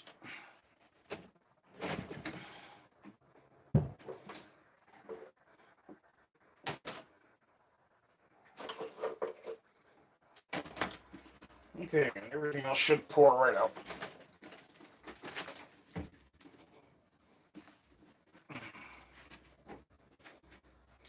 And now I'm finding some spider webs. That's scrap. I need to replace that base. Something better, I think. Maybe not. I think I'll leave it as it is for now.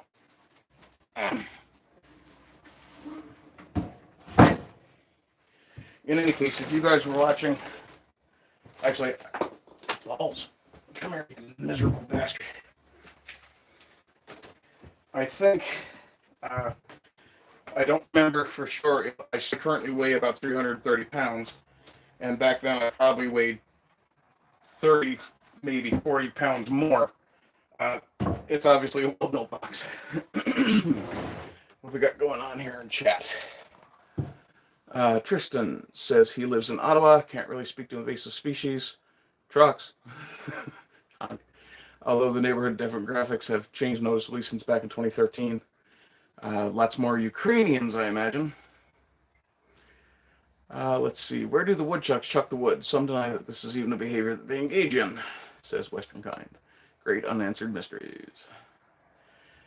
Cubist rendition of the ArdentPardy stream is brought to you via media internet. I'm not quite sure how cubist that is. This is a cube, I'll give you that. Okay, I have some jars to move, and then that bench is mostly clear.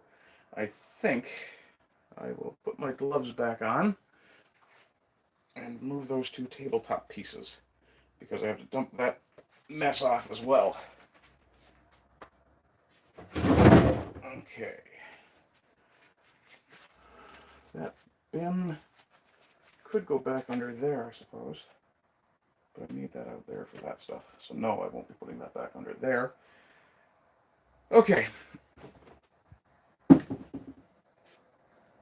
couple more pieces to pick up. And Then I can go dump that bin. Oh, I'm looking at 2 hours already almost. You guys are surprisingly easy to talk to. Let's see. Anti-whites seek to make people of Western kind hate minorities in their own nations. Meanwhile, anti-whites in Israel add another layer of fences and machine guns to their border. Paid for by your tax dollars. Yeah. I think we're all starting to feel the niggling taxpayer burden that our various governments are putting us under. I know I'm not particularly happy about the amount of money that's been sent to Ukraine.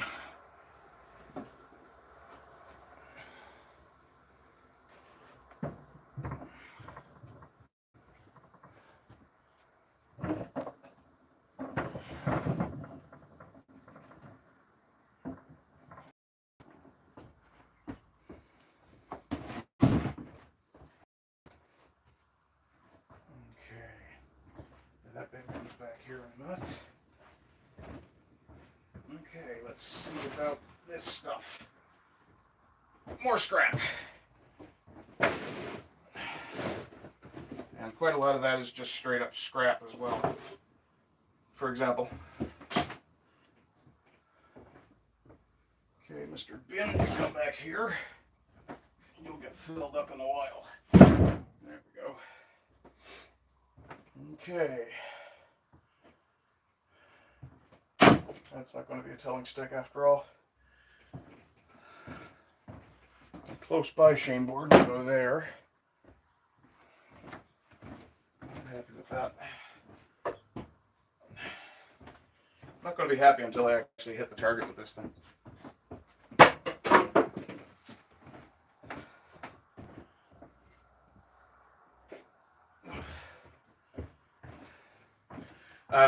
Just for the record, the trick to throwing a knife is consistent grip. And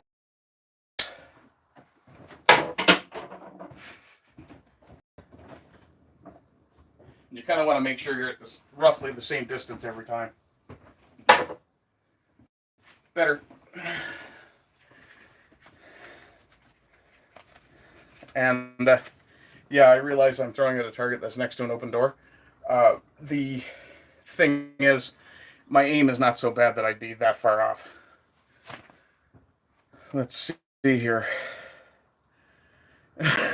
Calvin says you're easy to talk to because you can't talk back. I disagree. You guys talk back all the time. Western Kind United says no more brother wars. Agreed. Engineer conflict for the pursuit of anti-whites that control the U.S. to maintain global hegemony. Definitely engineered. Oddly engineered. Because initially I was in the camp of, well, they're probably just trying to hide something from the Russians to do with the bioweapon labs in Ukraine. One of the conspiracy theories. And I will label that one a theory because there's no solid proof of it yet that I've seen, which doesn't mean it's not out there, just that I haven't seen it.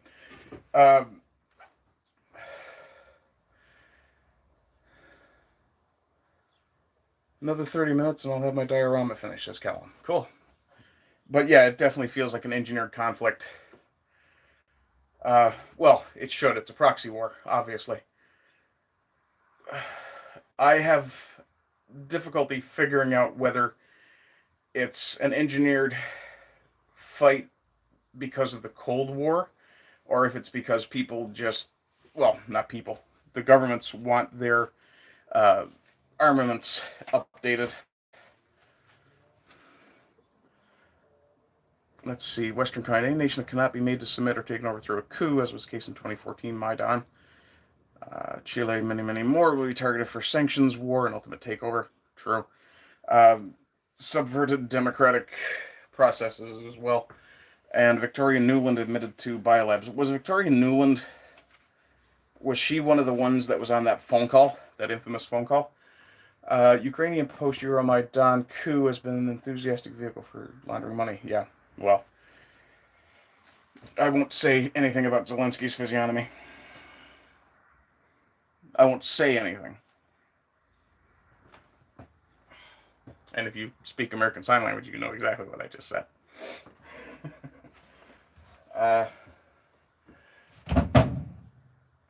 Okay, you can go up here for now. getting some tools put away. Doing some, oh, balls. That fucking cabinet just will not stay closed. I think the shed has shifted enough over the winter that it's just out of shape now. Things are just twisted. Let's see here. Jeffrey Piat. Yes, I think that was the other guy on the phone call, if I remember right. She was saying who she did and did not want in the government. Okay, yes, that is the phone call that you're referencing. Yeah, funny thing how that happened.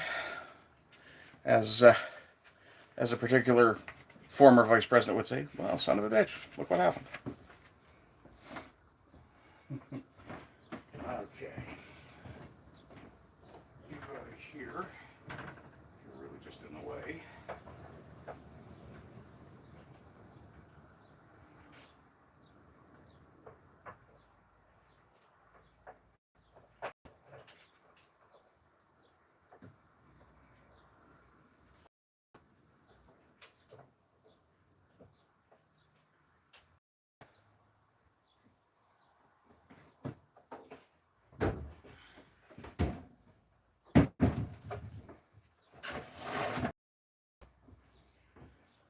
Okay, that goes out to the dumpster, and I'll go through this, and I'll be back. Okay, give me about a minute or so, guys. I'll be right back.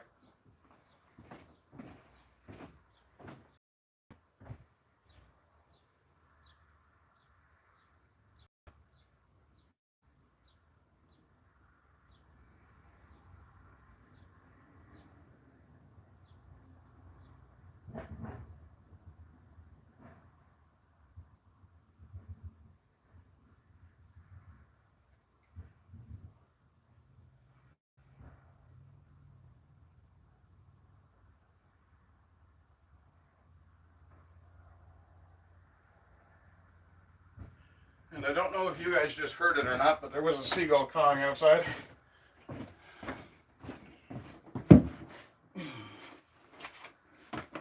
Okay.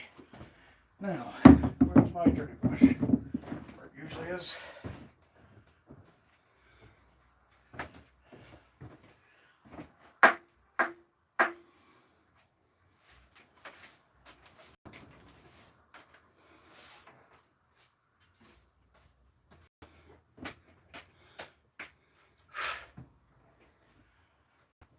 Okay, for now you're going to go up there because I'm going to need you again shortly.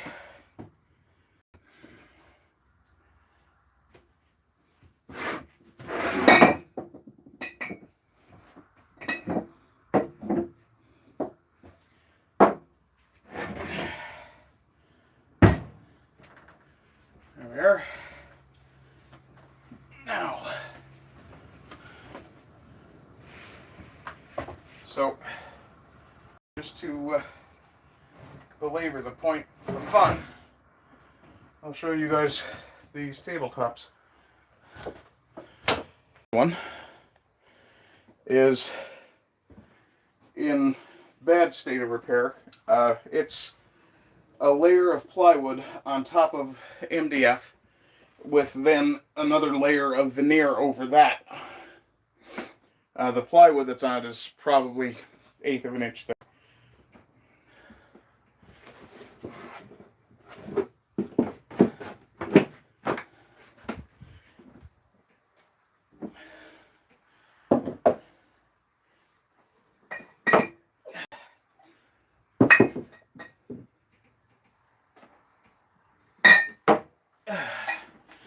And the jars you hear banging around are old coffee jars that I'm going to be cutting down to put, probably put some herbs in when I go to grow them. Stormy actually kind of started me off on that because it was her idea to actually save the ends of some green onions and start growing them. Surprisingly, they grow insanely well. But, yeah. I was actually really surprised with how well they grew. Let's see. Yes, Bobcat, I left you to your own devices for a grand total of, I think, 45 seconds. Let's see. Conventions of the art form demand that a plank of wood with googly eyes be put in charge of the stream when the streamer wanders off. It's not like you're short on curved boards. Fair point. I didn't hear a shotgun shot, so the problem wasn't solved. Seagull. Not legal to shoot seagulls here. Let's see. Tristan. Yeah, the googly eye thing could be arranged. And I believe it was Bobcat who said he needs constant adult supervision. What the hell do you do when you're in the bathtub? Don't answer that. I don't want to know. Anyway, yeah, what I was getting at was I had initially intended to strip just the veneer off, but unfortunately when I started pulling the veneer off, I discovered that there was thin plywood underneath it, and it ended up essentially disintegrating a little bit. So I'm unsure what I'm going to do next, because underneath this, and this is going to be a little difficult to show you because it's somewhat heavy, but I think if I get my face out of the shot, this might work. You can kind of see the waffle pattern in... Where'd that go? Oh, there it is. Nope. Okay. It's very difficult to show it on camera. But there's essentially almost a cardboard underneath this particular surface. And let me see what I could try and pull that off with real fast. To the tool wall, Batman! Okay. We discovered one functional problem with the tool wall. Oh, that's upside down.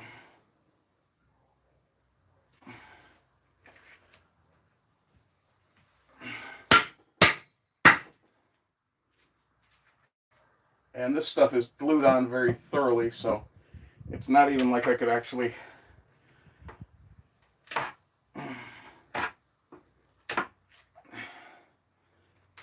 take it off easily. See, that's plywood and it's just junk. And of course that ends up on the floor when I'm trying to get in the garbage can. What I'm thinking I might do with this is either A, scrap it, or B, turn it around and use the reverse for something. I haven't... Oh, hang on. I take that back. I thought this curvature was something I had created. No, it's curved because of how it was sitting over the winter. It's developed a warp.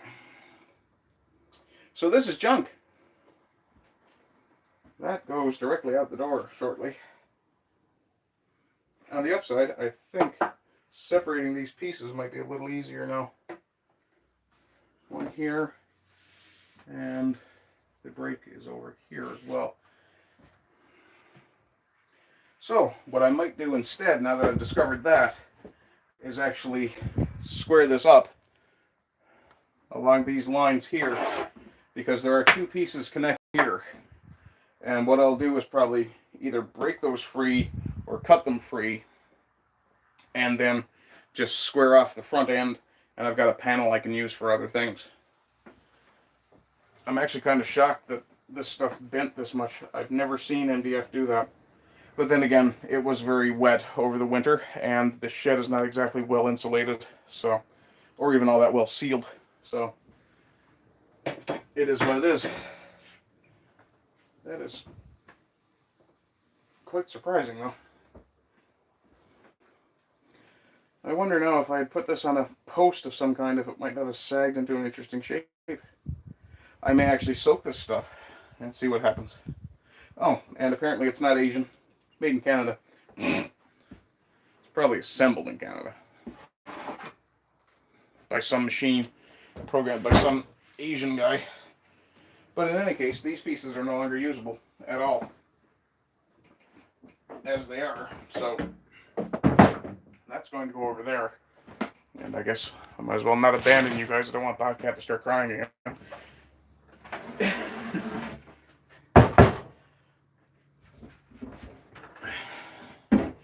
This piece is... Nope, this piece is warped too. Interesting. Oh, it's warped much worse. To the point that it looks like it's breaking. Awesome. Okay, so yeah, these guys are going to get get the circular saw treatment from the look of it. Before I do that, though,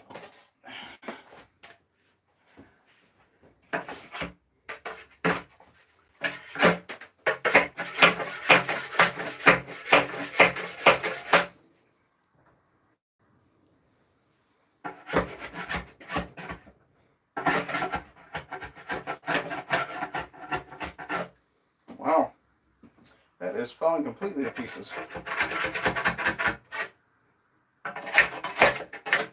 Okay, just show you guys what I'm doing here really quick. There's a little bit of wood glued on here from, I think, one of the table leg connections. And I'm just trying to knock that stuff off a little bit. But of course, in doing that, I discovered that I'm actually chipping up the edge as well. So I'm wondering if I couldn't break this fairly easily. Let's roll that around and see what we've got on this side. I suspect I probably could. Yeah, I absolutely can. Because I can see the demarcation line here. Oh, show you guys what I'm looking at. Sorry. Okay. So you can see just here where the color changes pretty significantly from one spot to another. And there's actually an overlap here from where pieces were connected. And it's the same on this side as well. It's much more obvious on this side because they've started to separate. Good thing about that is I should be able to get them to separate completely fairly easily. Downside is I'm not sure if I can put enough force on it with my knee to do that. Probably not. And I'm not going to try that anymore with so many things piled up on that table. Just to show you how badly that table is now piled. Yeah, there you go. But I think what I will do is finish what I was doing there with the machete. Get that knocked off. Get... Oh, that's unfortunate. There was a screw there. We'll just leave Mr. Machete there for a minute. Have a look.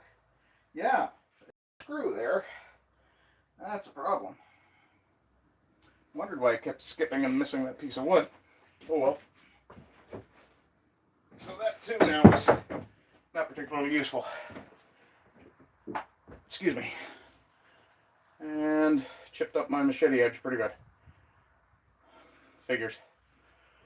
I have a steel here somewhere. I believe it's in here. Yes. Now, obviously, this is going to be a rough job. But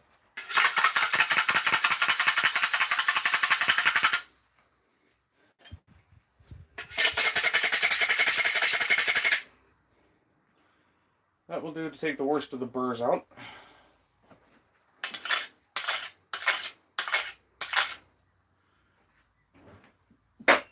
And I do have a mill bastard file here somewhere that I can take the rest of it out with.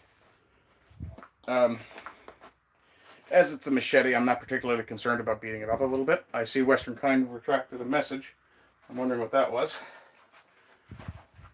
But this would be the same sort of file I'd use on like an axe blade or what have you. Let's see. Blackout is in. Hello, Blackout. And I see Bobcat is leaving. Let's see. Here we are. Bobcat said he needed constant adult supervision. I asked him what he did in the bathtub. He said he'd send me pics, and then I said no. No. Anonymous said, oh, just.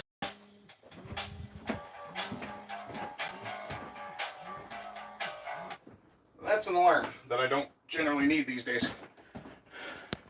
Sorry, Anonymous said hello to Blackout after he said you play with bubbles in the bathtub. Fair. Let's see. Western Kind retracted a couple of messages. Callum said machetes are great. Ever go into the wilds or bush? Take one. Generally. Western Kind said it was typos. Excellent. Let's see. He's offering me another hypothetical, I think. Castaway on a remote island, help will not arrive for a year. Given choice between Dennis Rodman or Kim Jong-un, which one would you select to be stranded with? That is, in fact, the Peter Gunn theme from the Blues Brothers, yes. Well, Rodman is long, so he's going to have good tendons and bones for building a raft if I want to get out of there. But Kim Jong-un is fat, so I could use him to make a sail. It's a difficult choice.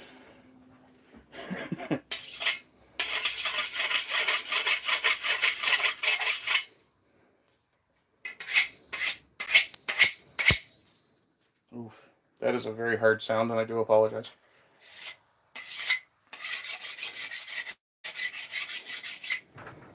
How to tell your machete is not a forged steel piece.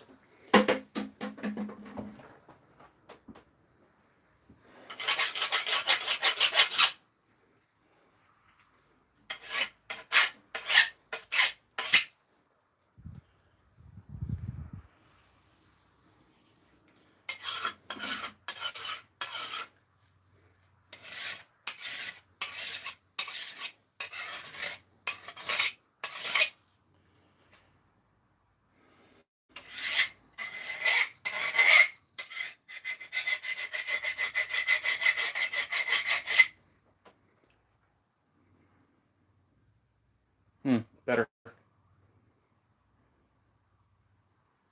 Not great, but better.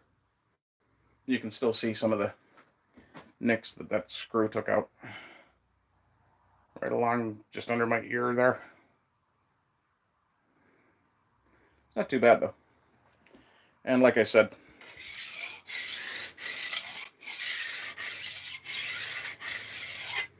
it's just the same file that I'd use for doing an axe blade anyway. And this is definitely not a forged piece, because that's not skating off of shit. That file is biting almost the entire way along. So, yeah. Then again, I don't believe they tend to forge machetes anyway. I think they're all just stamped and cut now.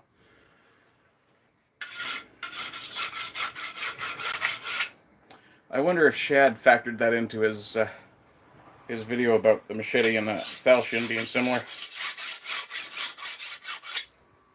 Oops.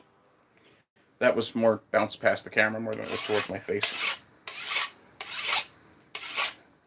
Alright, I'm done getting my pirate on. I'll put my cutlass back on the wall.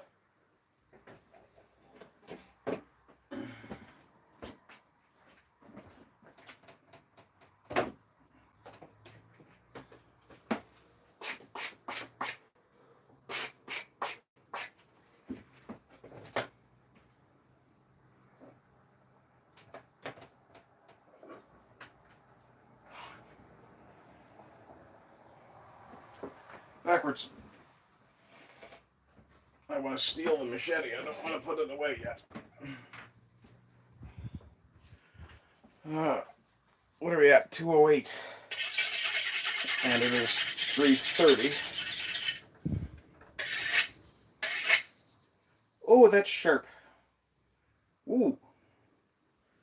Well, I definitely put an edge on it.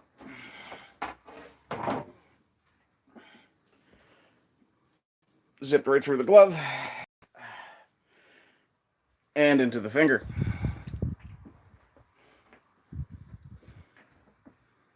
Sorry, I should have said tempered, not forged. Fair point.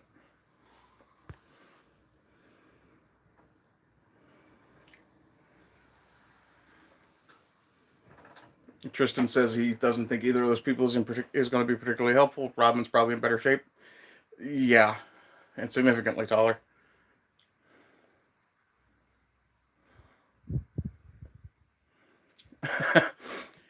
Western Kind says, "Dear leader will summon a dragon that will extract you and then hunt down anti-revolutionaries." Fair. And you guys have just discovered why I generally don't wear... Just remembered I'm on YouTube, can't show too much blood. You've just discovered why I don't generally wear gloves when I'm doing things like that.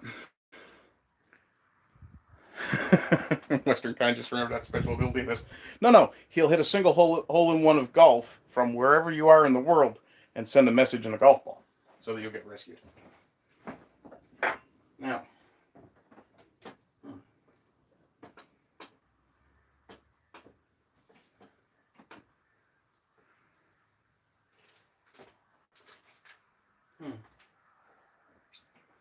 You know, I know I had Band-Aids.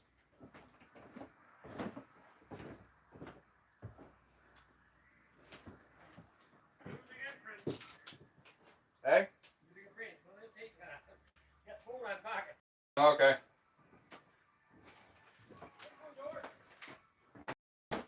And that's one of the neighbors saying hello. Okay. So, what I have here is a flushable wipe, because that will do to sterilely wrap that up. I'm not terribly concerned about infections anyway. I have an insane immune system. But I do want to keep it covered and pressed for a little bit. Plus, this is wet, so it won't get into the wound.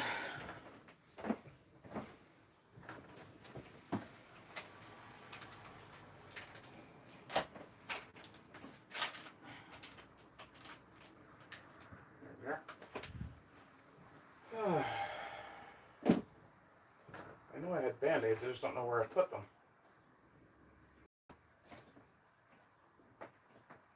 Okay.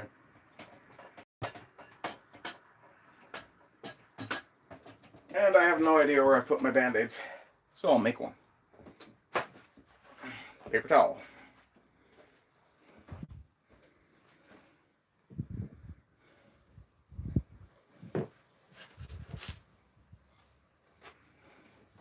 Paper towel is a good choice because it's relatively sterile, kind of linty, but the lint will actually help it clot. And electrical, which tastes like absolute shit, but will do the job. Now, again, because it's YouTube, I can't show any blood on here. So the cut has actually stopped bleeding already. And all I'm actually doing now is wrapping it up with paper towel, which I probably could just tear a chunk off of. And it's literally as simple as just wrapping over the wound, pinching it over. Now, the trick with tape, you don't want to actually tourniquet this because, well, tourniquets are meant to be tight enough to cut off blood flow. So what you actually do, and I can show you this now because it's safe, is put just a little wrap over, pull that down, and then wrap it kind of loose. And you can go a little tighter as you're going, but the important thing is to get it sealed over, which this is more or less. This is temporary. I'll be putting a Band-Aid on later. I'll be going in for supper soon, I think. It's 3:37. Probably another hour or so. So this won't interfere with me working because I still have pretty much full articulation in the joint. And there you go. Homemade Band-Aid. Now, it's very important to be aware of a couple of things. One, I did in fact put my finger in my mouth. My mouth is not a sterile place. And I picked up flushable wipes, which should be sterile, ideally, when they're packaged. Ideally. And I used very unsterile paper towel to initially wrap this. But the wound is still going to bleed a little bit. It'll still ooze. So when I go inside, which will be an hour or so, the wound will still be mostly open. And I am shocked at how sharp that went that fast. But, so the wound will be mostly still open. And I'll use hot water, as hot as I can stand it, maybe a little bit past that. And then soap to wash my hands, including the cut, and then I'll actually soap the cut itself directly, which sucks, but it'll do the job. If you want to get even more creative with it, you can actually salt the wound. Salt is a perfectly acceptable sterilizer. It hurts. It hurts a lot, just so you know. But since I didn't finish,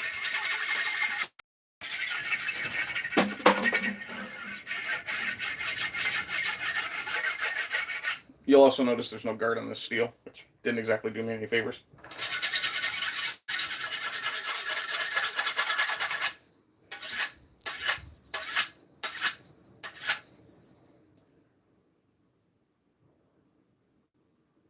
That can't be right.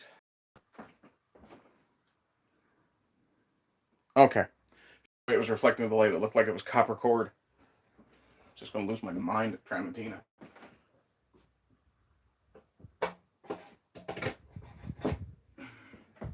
And again, it's just a tool like any other. It's back on the wall. It's a little too far on the wall. There we are. And finger steel. And yes, this is actually one of the projects I will be doing at some point, is putting a handle on that with some resin. Not unlike I did with this file. Actually, one of my neighbors brought me this rather big rasp. It needed a handle because it's very heavy. So what I did was essentially put a block of wood with a hole in it, 2-part resined, 2-part epoxied on it. Then just shaped it as I needed it, and then used, I believe, fingernail polish, clear coat nail polish to seal the grip. And it's not the best fit, given the size of my hand, but it's got a very lumpy shape to it, which gives you a lot of grip in different angles and things like that. So, handy.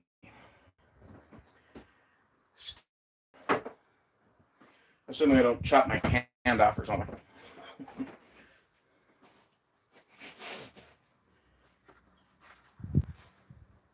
And yes, I am coming back to chat in just a second. Let me get my files put away.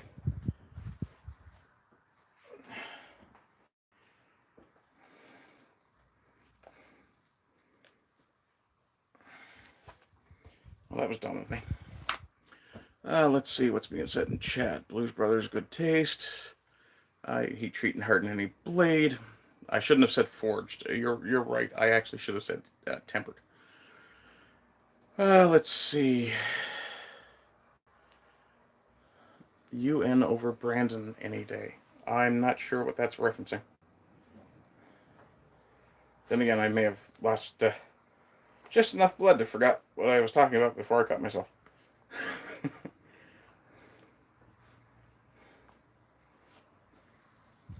Okay.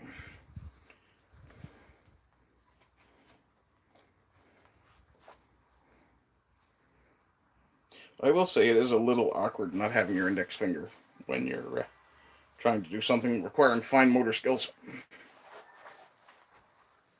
Let's see. No blood is a YouTube rule now. Let's see. Tristan, they channel strike everything. Yeah, the whole no blood thing has been a YouTube thing for... over Brandon. Okay, I get it. I don't know. I think I preferred Brandon to a perpetual dictator state. Oh, it's getting hard to tell the difference in those. I will agree.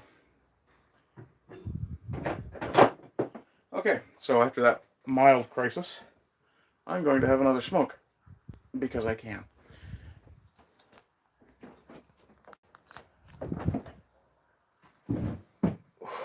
And one of the things that I find is that when I cut myself just a little deep, my blood pressure will drop significantly. I have funny blood. And rather than take the chance on getting lightheaded, I'm just going to sit down for a minute. Let's see. Tristan, no blood is a YouTube rule now. Yes, you mentioned that and I was going to respond to it. The whole no blood thing comes from when guys were doing, guys like Scholargrim were doing the zombie cutting and things like that. And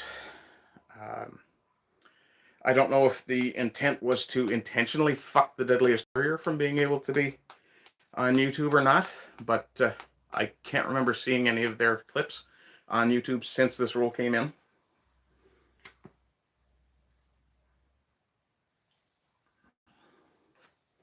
I think the idea was to not glorify bloodshed, but of course, as with so many blanket policies, when you say no blood, you end up having to favorite or show favoritism to certain channels over others.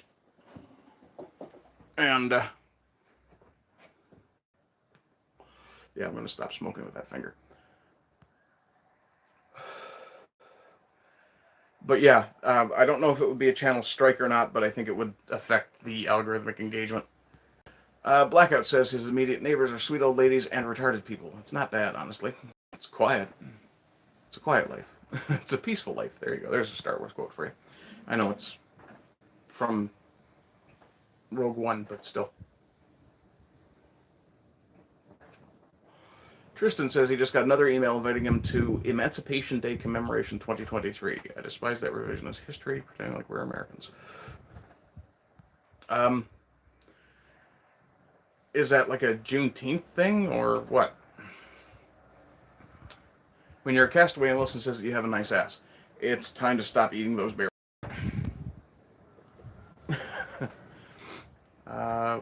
Illusion of choice. Yeah, it's the point where even I,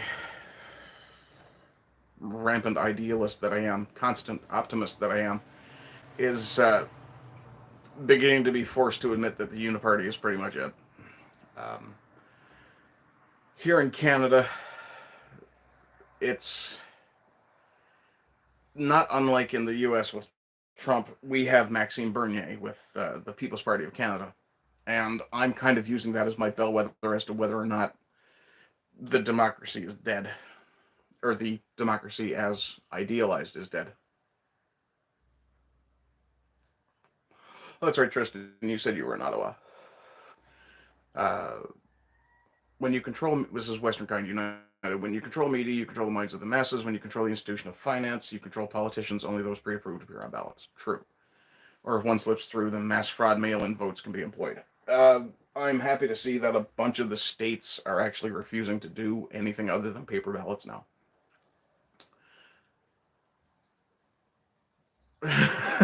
Tristan Armstrong says it's basically Canadian Juneteenth, commemorating when Canada banned slavery and freed all the slaves we didn't have. Jesus Christ. So many better things they could commemorate, and they go with that.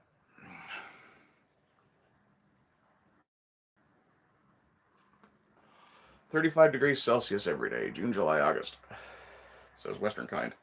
I may have this wrong, Western Kind, but you're in...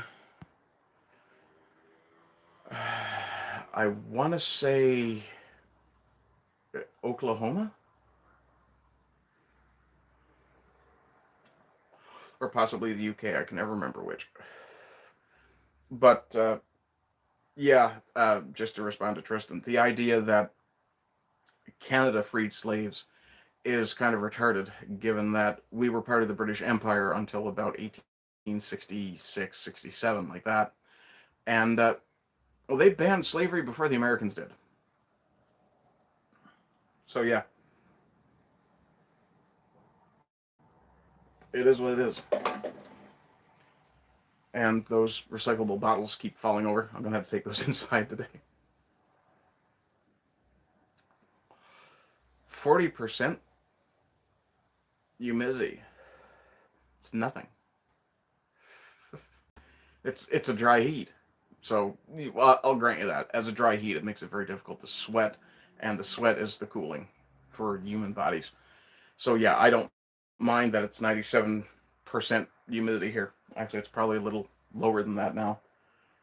But it's probably around 29 degrees still.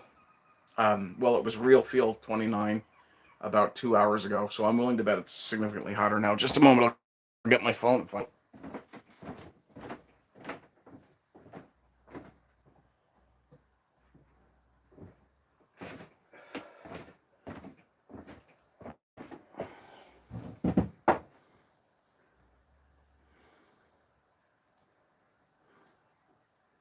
Ow. That's weird. I have damage to my wrists from martial arts, so occasionally they lock up. Let's see, it says it's 26 degrees on my main screen. I'm willing to bet when I go to the weather, it'll say something like 33 for real feel. I feel like a slowly developing Bond villain with this thing. Yes, stop showing me ads, you asshole. 26 degrees feels like 32, which means our humidity is probably off the chart. Oh, it's actually dropped. It is 89%. Hmm. And we have a 98% probability of precipitation. So I'm thinking it's going to do something interesting later. Okay, let me see. San Antonio, Texas. Well, I knew you were in the south. I wasn't 100% sure where, so at least I was somewhat in the same region. Let's see. 40% humidity, 36 degrees. You guys desert in San Antonio? Or semi-arid or what?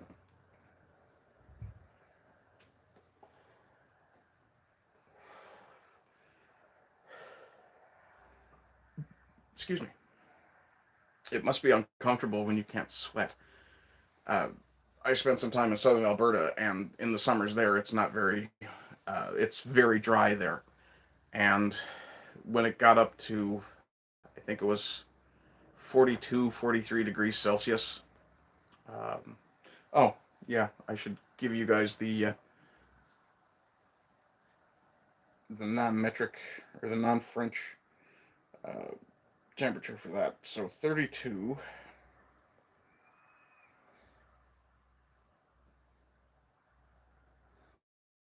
Celsius in Fahrenheit.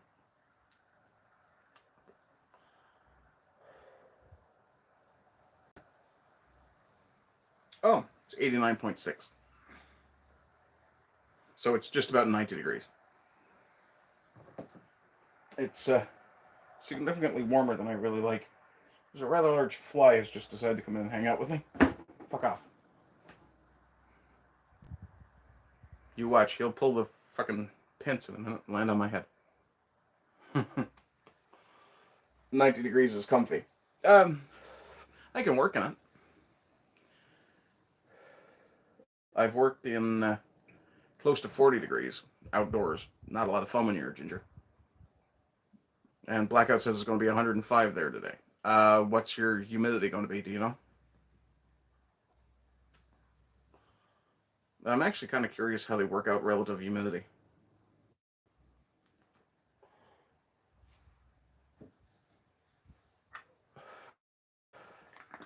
104, 102 every day. Nice. No humidity at all. Oof. Yeah, that would make my brain do funny things. What's this? Callum says he's back. Just posted his diorama to Sultans Discord. Find an art room. Okay, let's have a look.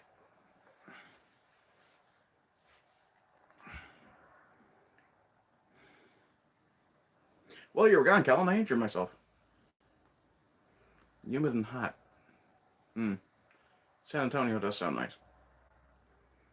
I like the humidity, so. Uh, Discord. Callum.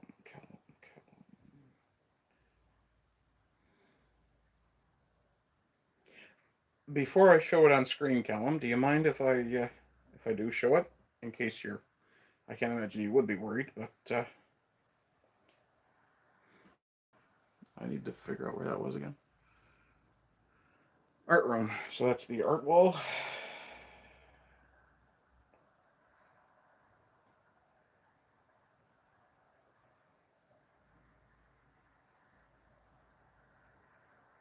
Art wall. There we go. So just to make sure Callum is okay with me showing the chat, oh, Stormy is home. Hi, baby. Go ahead, he says. Okay, excellent. Let's see. Tristan Armstrong. Partial pressure of water vapor per equilibrium. Oh, divided by equilibrium pressure of water vapor. Okay, that's cool. Let's see. So this is Callum's diorama. Let me see if I can get that landscape. There we go. That's actually quite nice.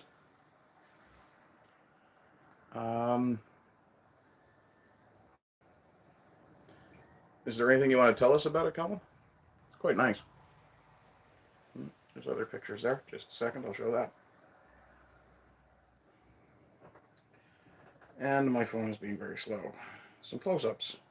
I'm guessing this is either Battletech or Pacific Rim inspired.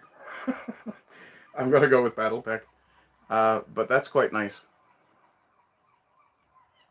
I like how you did the trees. There we are.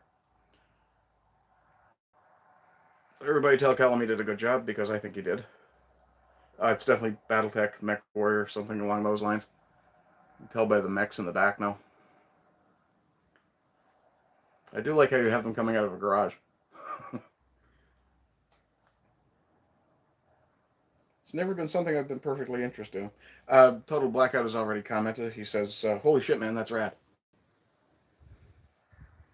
And he says a buddy of his painted a couple of miniatures. Cool. Anyway, I'm going to lay that down over there. And do I offer adult-sized onesies? I do not. I would consider it once I start making my own merch. Let's see. Battletech Alpha Strike. Okay, so the Alpha Strike stuff you were talking about. No clan mechs, though, being paint stripped. I see. And Stormy says it looks great. Yeah. That looks like you put a fuck ton of work into it, and it looks really good for the amount you did. Let me see. What time of the day is it? It is just about 4 o'clock. I've been going for a little over 2.5 hours. So, as I now need food and coffee, and I've lost track of the other glove. I'll go over there. Cash App works in Beaverland. As far as I know, Cash App does not work here. I can check, but the last time I did look, because my friend Yiz mentioned it, it was not yet in Canada. So I will check to see if Cash App actually happens in Canada, because I would dearly love to get clear with PayPal.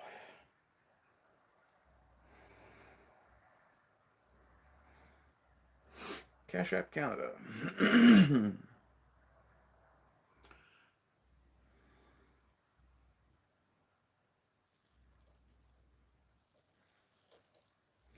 Cash App alternatives in the U.S. Cash App has expanded its services. Is Cash App available in Canada? No, Cash App is not available in Canada. Residents of the U.S. and UK can use Cash App. Our alternatives are Coho, Wise, Wealth Simple, Cash. I used Wealth Simple to do my taxes not too long ago. Maybe I should consider that. No, I don't want to subscribe to your fucking newsletter. No, fuck off. Well, Simple Cash is the equivalent of a Cash App for Canadians. Instant transfers. This app has no fees. It's in beta, so I'm not going to try that just now. Unique username. Bill payments, direct deposits, FX fee waivers, ATM cash withdrawals, PayPal. Yeah. No, currently Cash App is not an option for me. Let's see. If you're looking to send me a donation, Western kind, the best way to do is PayPal at this point.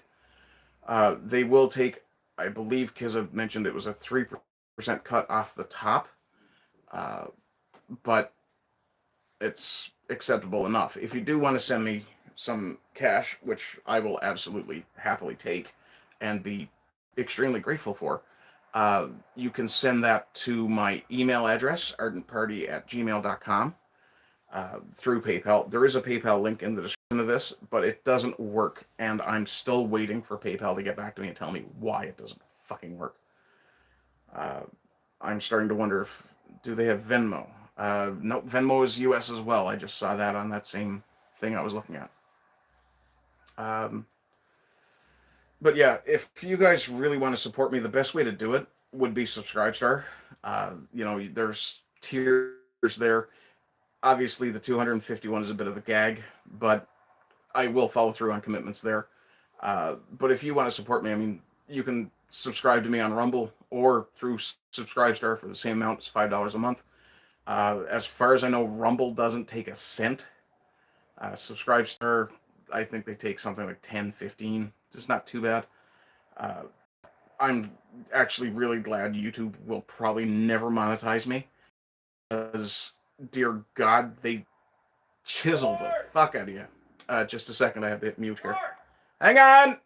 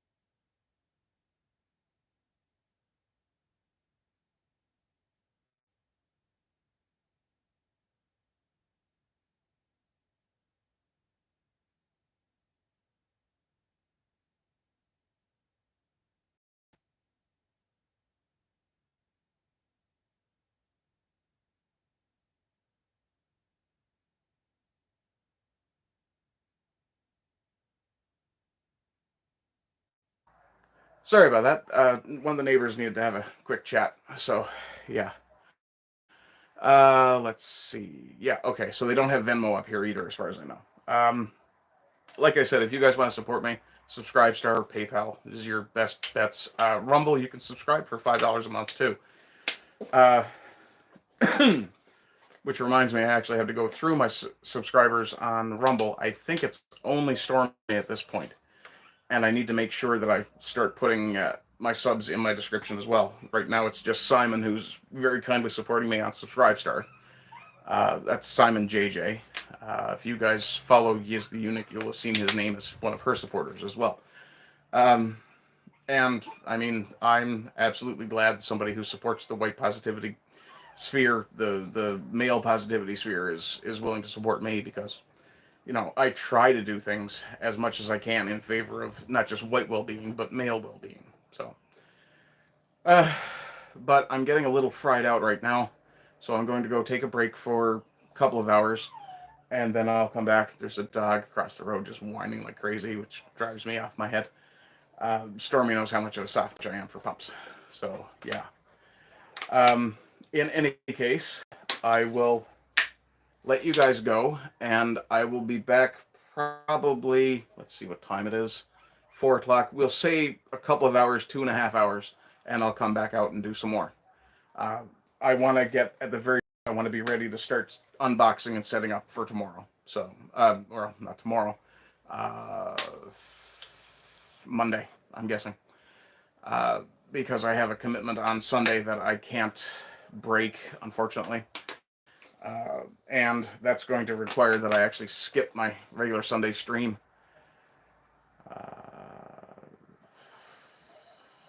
Yeah, so kind of did the shilling scattershot just now, but in any case, also other things that you can use the email address for is to, if you have a story you'd like to see me cover, send me that. Make sure you put something in the subject to give me an idea of what you're sending me. If you have a meme or a clip or a pic of the week, a good man of the week, like someone who's done a really good deed that you'd like to see them recognized, send me that as well. All of these things, you can put different things in the subject line. If it's a pic of the week, put pic of the week. If it's hashtag good man, put hashtag good man. Fairly self-explanatory stuff. Just try not to leave me in the dark too much. Do I offer adult-sized onesies? There's no guarantee that I won't Western kind, though I'm very curious as why people would want to do that. Let's see. Western kind says, leave the spiders, move them off. Uh, Generally, the reason I'm getting rid of spiders at this point is because there was a nest in one of my boxes, one of the cardboard boxes that I was using to store wood, and it clearly hatched a while ago, and I've already killed, unfortunately, because most spiders that you see indoors now have been evolving to live indoors. They're going to die if I put them outside anyway. If one or two of them were smart enough to get up into the higher parts of the shed, they will be left alone, as I do appreciate their assistance in removing pest insects. Other than that, I will see you guys in a couple of hours. Keep an eye out on your notifications. And thank you very much for being here. I see I've still got 2 people watching and 5 likes. Smack the like button on your way out. If you think somebody else would be interested in this kind of stuff, by all means, shoot them a link to my channels, YouTube and Rumble. And as I was saying, be sure to understand as well, this channel, I'm going to try to slowly move away from a lot of the political stuff. And later, and aloha to Tristan and Blackout. But as I said, I'm kind of moving away from doing a lot of political stuff on here. I want to kind of keep this more the male positive and woodworking related stuff. I may still do readings on here occasionally, mostly because Stormy really does like my my voice when I read poetry and stuff. So, also, friend Cass has mentioned that he is working on further stories in the Driftwood People series. I know there was quite a lot of positive response to that, so do let me know, or do keep an eye out for that stuff as well. Let's see. So it looks like tonight I will finish the reorganizing, and not tomorrow, because tomorrow, of course, I have Sultans. But Monday will be the big unboxing day, and setting up to build stand. Or, well, technically one modular stand. I think what I may end up doing is keeping 1 or 2 spaces free, probably on the big workbench. That's not this one, that's that guy. Because what I can do then is store my tools, my planer, things like that. My planer and my drill press should. Don't mind me being bottle fingers, I'm just trying not to forget to take them inside again. They should be able to fit down there. I may have to lay the drill press on its side, but given that it doesn't exactly have an oil reservoir anywhere in there, I'm not too worried about it.